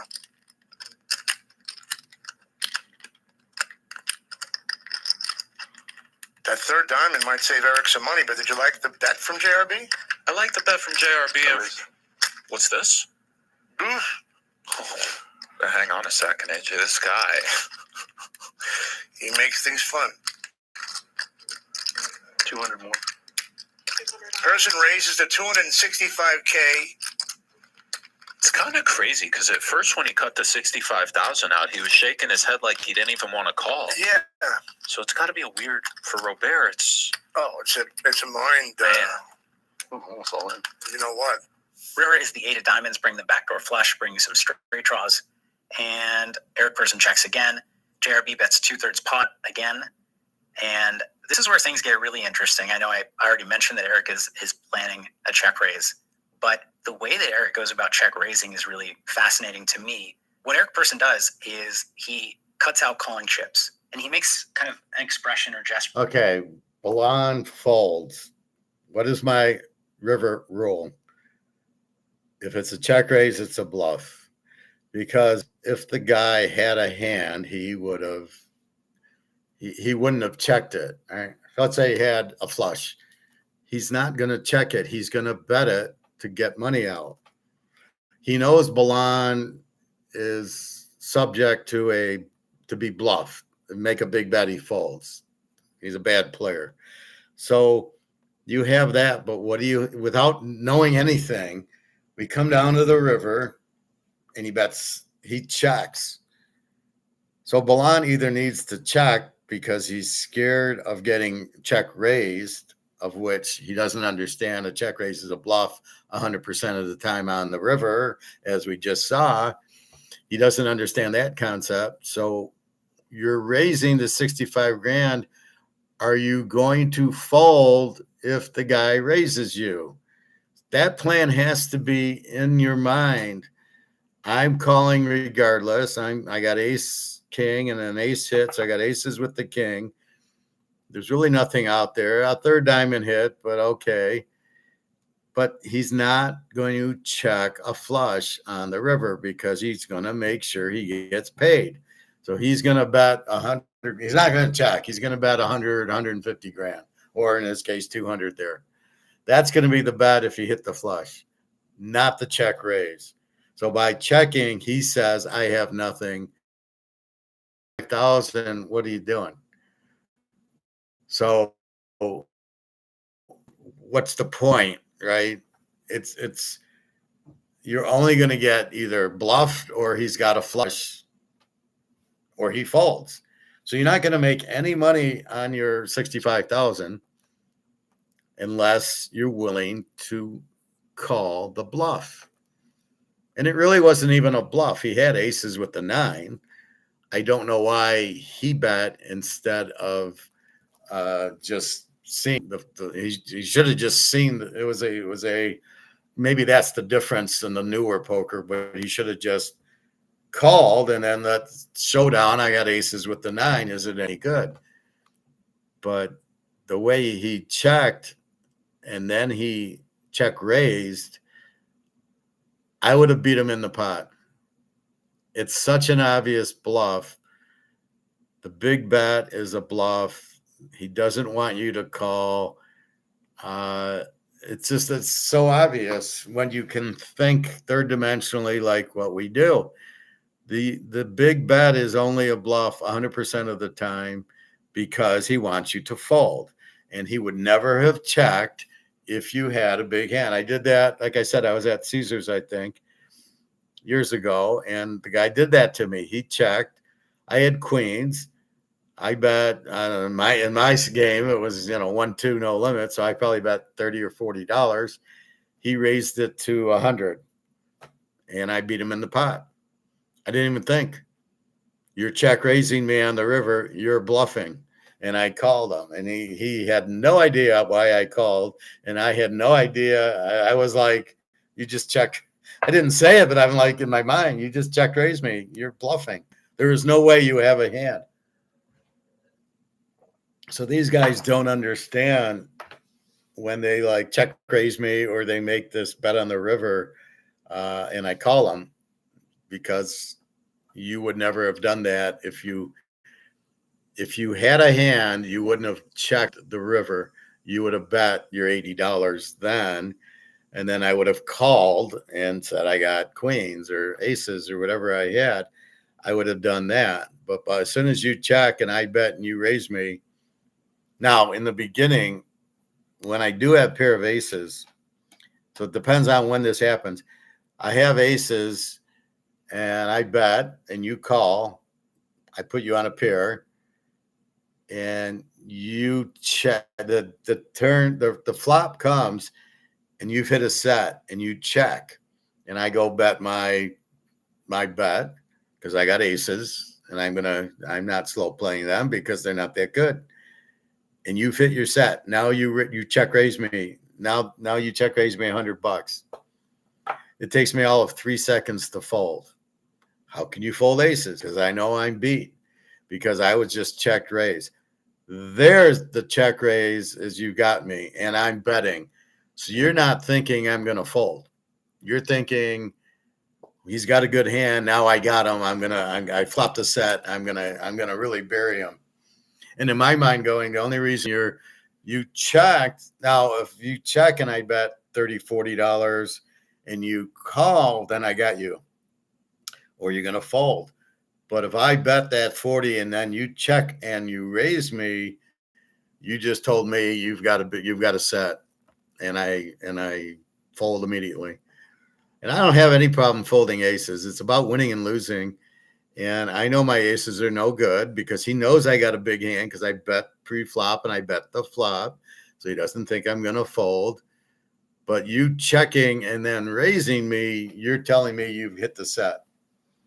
And I'm right 100% of the time.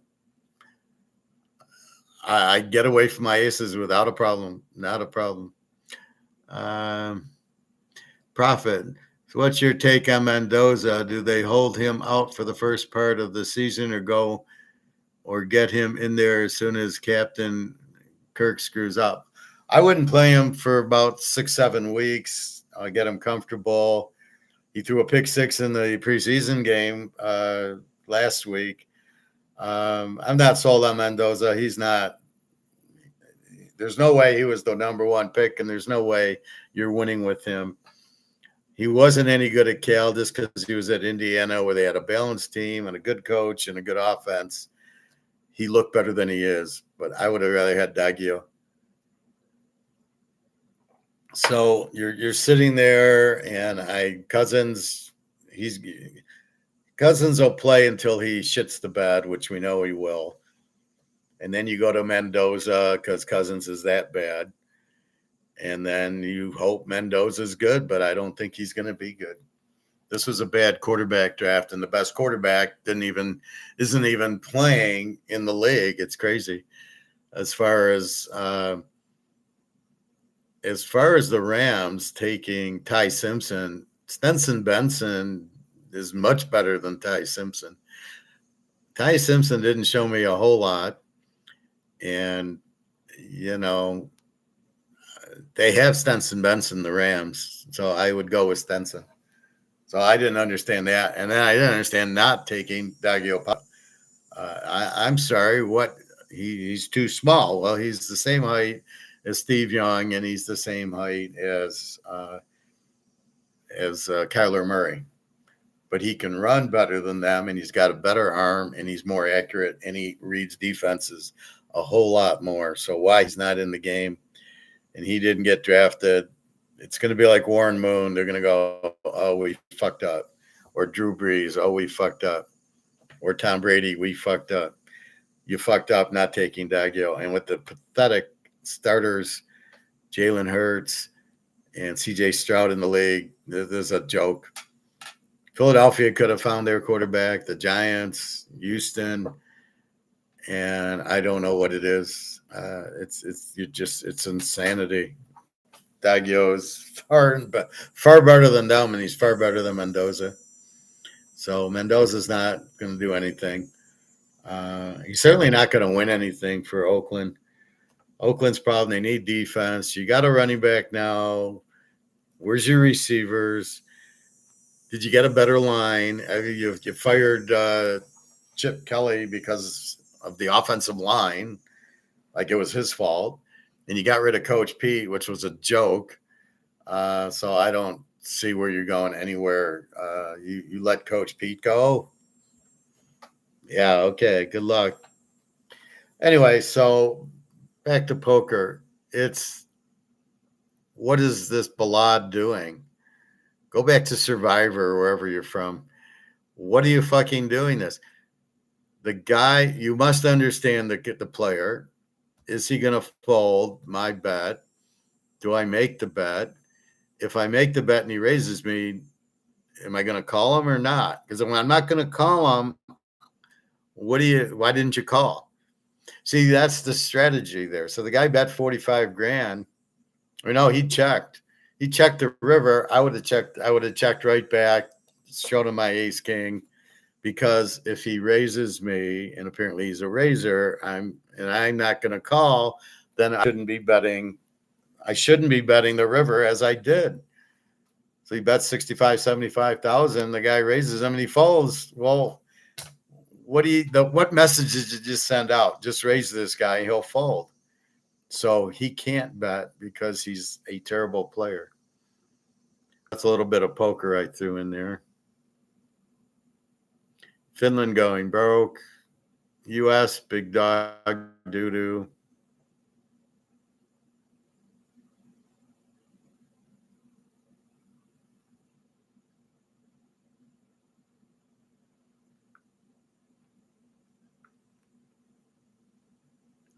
Let's see, anything else?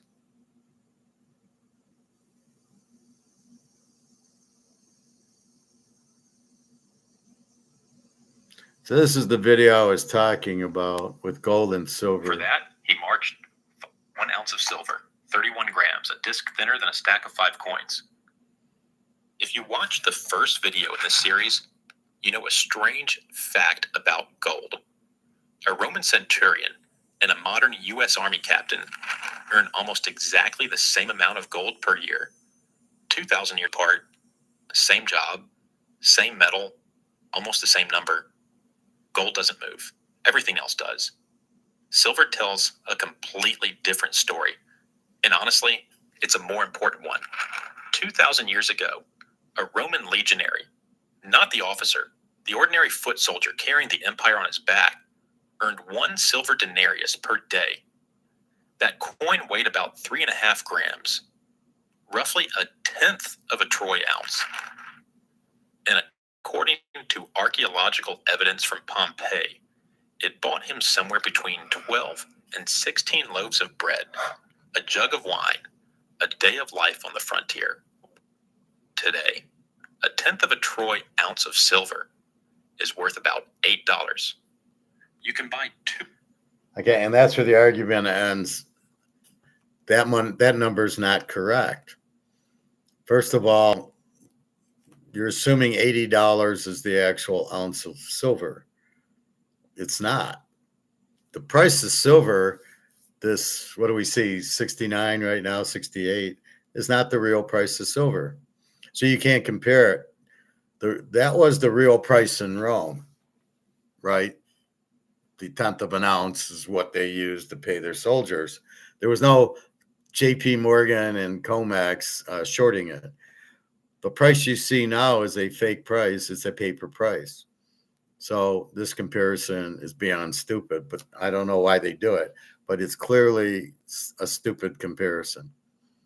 And that's what we have. I just wanted to show you that because I hate when they start comparing. Well, a tenth of an ounce. Gold doesn't change. Gold changes all the time. What are you talking about? It's based on the market. It's based on supply demand. If the demand for gold. So how did gold go from 4,000 to 4,700? It changed. Oh, it's the dollar going down. No, it's gold going up. It's the market dictating. This has no factor on gold because they're independent. The value of this dropping is because they're printing it. They're not printing gold. So the value of the gold is determined by what me and you are willing to pay for it, which means it's independent of this. It's got nothing to do that you are printing this to zero does not make the gold go up or down in value. That is done by the market. If China wants to buy gold and Russia wants to buy gold and all the BRICS countries, and the price is now $10,000 an ounce, which it will be soon, that's the price. It has nothing to do with the dollar. I don't like when they correlate it. So as I say a lot, here's a Patty Roy card, Cena Z team, and here's the Mantle card. So if the Mantle card goes up, does the Roy card go down? Are they dependent on each other? No, these are independent prices. So this is whatever this is for people demanding the Mantle card in 1964 because it's got Roger Maris in it and K-Line in it and cash in it. So you want a Mantle with Maris and K-Line card, then that's your card and that's the value of it. But it's irrelevant what the Roy card does, and it's even more irrelevant what the dollar does. This has nothing to do. Well, I'll use my euro. This has nothing to do. If this goes to zero, this doesn't go up because of this going down. This goes up because the demand for this card gives it a price and the supply. It's independent. And I hate when they do this. So they're trying to say gold never goes up. That's a lie. Gold goes up. It's not the same value as it was in Rome. It's an ounce of gold. So from the standpoint, an ounce of gold is an ounce of gold. True. But the value from Rome to now is totally different. And it's not even close. So you just sit there and you scratch your head and you shake your head going, what the fuck are these guys talking about? So I wanted you to see that because there's too many times they'll sit there and they, how much work did it cost? Like this one, how much work for 1 ounce of gold? It doesn't matter. Gold is not based on its worth. a car. How long does it take to do a car? What's the work? It has nothing to do with the price of the car. The price of the car is way too expensive because in a market, you cannot make this $10,000 that I got to take a loan for a coffee cup. All right, that's the key. And a car should not be more than what you have. If I have to take a loan for the product, it's too expensive. Bottom line, to put a car together, well, then don't put all the parts. You've got to make the car for $1,000 because that's what people are going to pay for it. You can't make it a $50,000 or $60,000 car that somebody has to take a loan out to pay for it. That's just ridiculous. So anyway, that I hate when that is. It's independent. The cost of something is what the market will determine, which is I'm going to sell it. I'm going to sell this for 20 grand.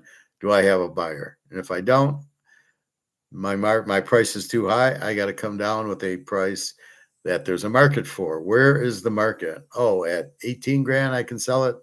Okay, 18 grand, and there's the buyer. So you always got to find where the buyer's at. And the grocery stores are notoriously bad at doing that. Well, I got the salmon, my favorite, the black pearl salmon at one grocery store, and it's $25 a pound, and it doesn't sell. There's nobody at buying salmon for $25 if it's the black pearl, the Flying Dutchman, or Jack Swallows or whatever. It's not gonna happen. So anyway, that's what you got to be. So you're buying things on what our market is. You're always getting the market. What are people going to buy gold for? Well, right now, 4,600. Will they pay more? Absolutely. Because you want to get off the Titanic. So to get off the boat, you'll pay anything to get on the lifeboat. So to get out of the dollar, you'll pay whatever the cost is to buy the gold and silver. You might choose silver over gold because it's cheaper, but it doesn't matter. You got to get out of the dollar. So regardless, you're going to buy the gold. You might buy a half ounce instead of an ounce or a quarter ounce, but you have no choice. You have to get off the boat. So you have to get off the dollar and into the lifeboat at whatever price it is. It's immaterial. And that's what's going to happen. So you'll see $10,000 gold because as the billionaires start realizing they're fucked, and I doubt they realize that now. Once they realize they're fucked, what are they going to do? They're going to buy gold and silver. And so therefore, if it's 30,000 an ounce, they're still, I'm a billionaire, so I'm going to buy it. But they're not smart enough to buy it. A lot of these billionaires will go bankrupt because they think because they have $1 billion, they're okay. And they're not. Having the $1 billion does not mean does not mean you're fine from the printing of the money to zero. If you're in money, if you have $1 billion in money or stock, most of them have it in stock, you're bankrupt. Well, I got $1 billion. It's not worth anything because it's in monopoly money. So until they figure out that this, I don't care if I have 1 or $1 billion, it's worthless. And that's really the problem. They think that they have $1 billion, they're fine. And they don't. And we'll see that. So anyway, that's what we have. So buy your gold and silver. Let's do our sanity check on what does this motherfucker say?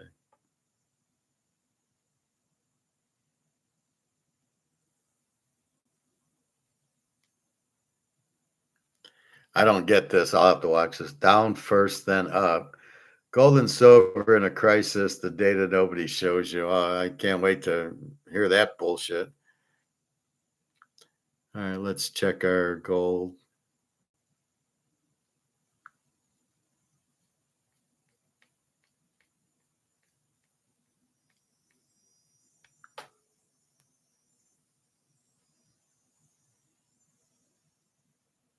Well, it came all the way back to 64.60 or 46.60. Hello.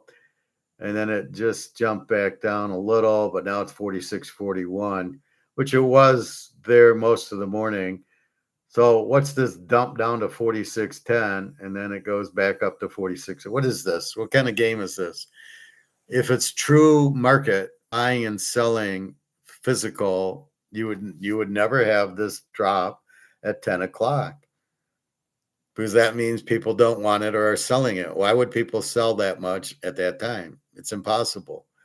And then if they were, then why would it be bought back up at 10 o'clock? Why would it go back to 46.60? So it makes no sense. It went from 46.40. People sold it to get down to 46.10. And then people immediately bought it to get it up to 46.60. And then they're going to sell it and down to 46.42. Silver 68.74. So we're doing good there. Again, silver gets to 69 and change, but it won't break 70. As soon as silver breaks 70, you'll see it jump to 80. So hopefully that happens today or very soon. But it will happen. Gold 46.42. We know it'll go to 10,000. So that's really what we're looking at is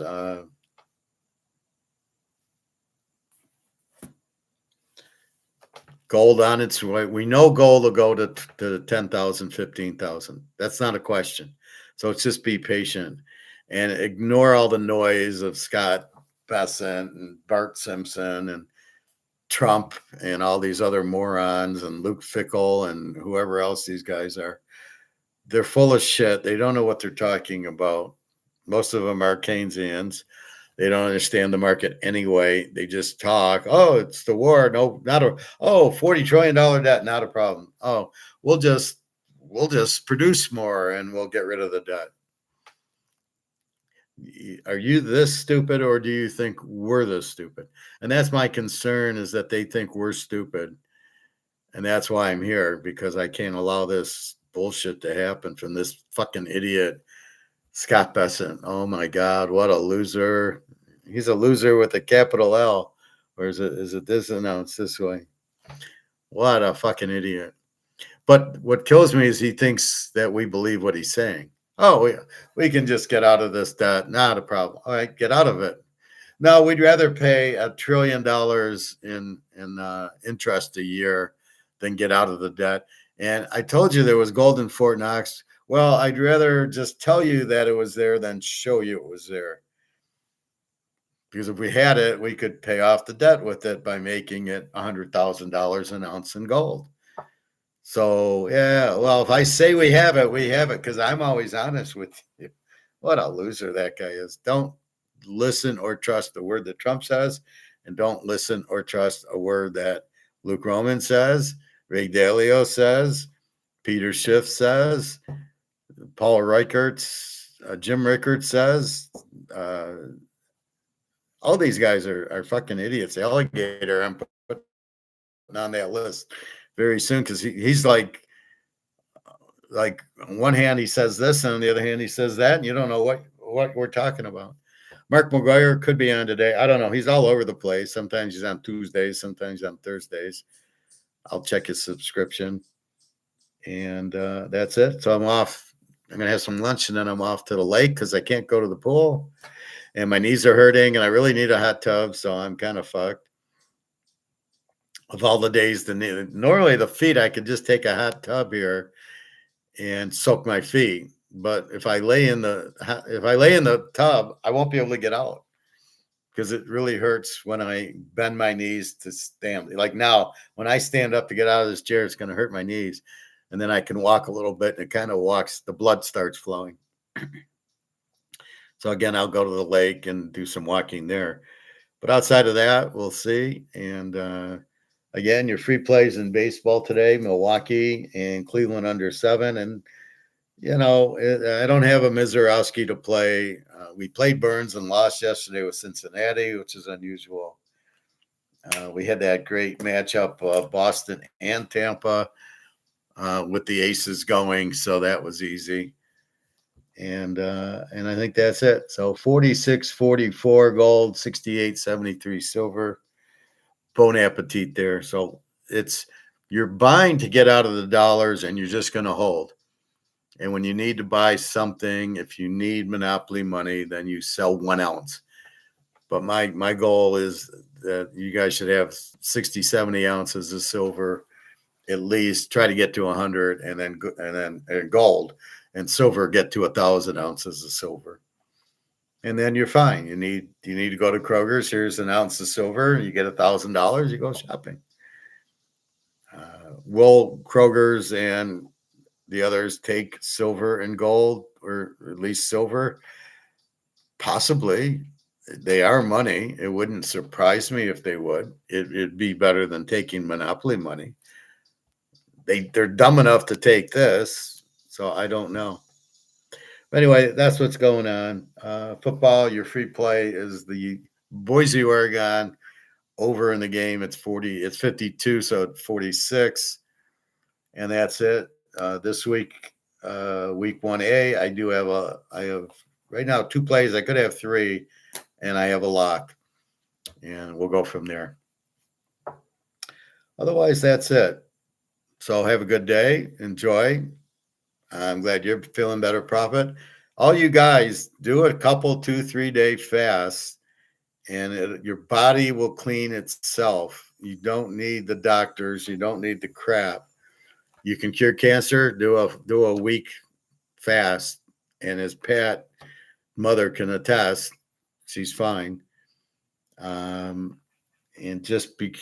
let your body heal. Your body's made to heal. It has everything in it to heal itself if you allow it. Look at, you get a broken leg, it heals it. A broken arm, it heals it. So your body heals yourself if you get out of the way. And all that needs is just a 3-day, 4-day fast where it's water, it's tea, it's coffee, it's no sweet and low, no sugar, none of that crap. And just let your body, and after the first day, it'll be easy, because then your mind takes over, says, oh, that first day, that was a little rough, but I'm like numb now. I'm not even hungry anymore. And then you go through the second day, and then you get to the third day, and you go, you know what? If I don't eat tonight, I can go 4 days. And your brain totally takes over, and your brain's going to win. So try to do 3-4 day fast. It's marvelous results. Okay, Prophet, you take care. All right, so everybody, Real D, take care. Everybody else, be good, be smart, and we got football starting, so all is good. All is right as rain. All right, take care, everybody. Have a good day. www.teaserking.com.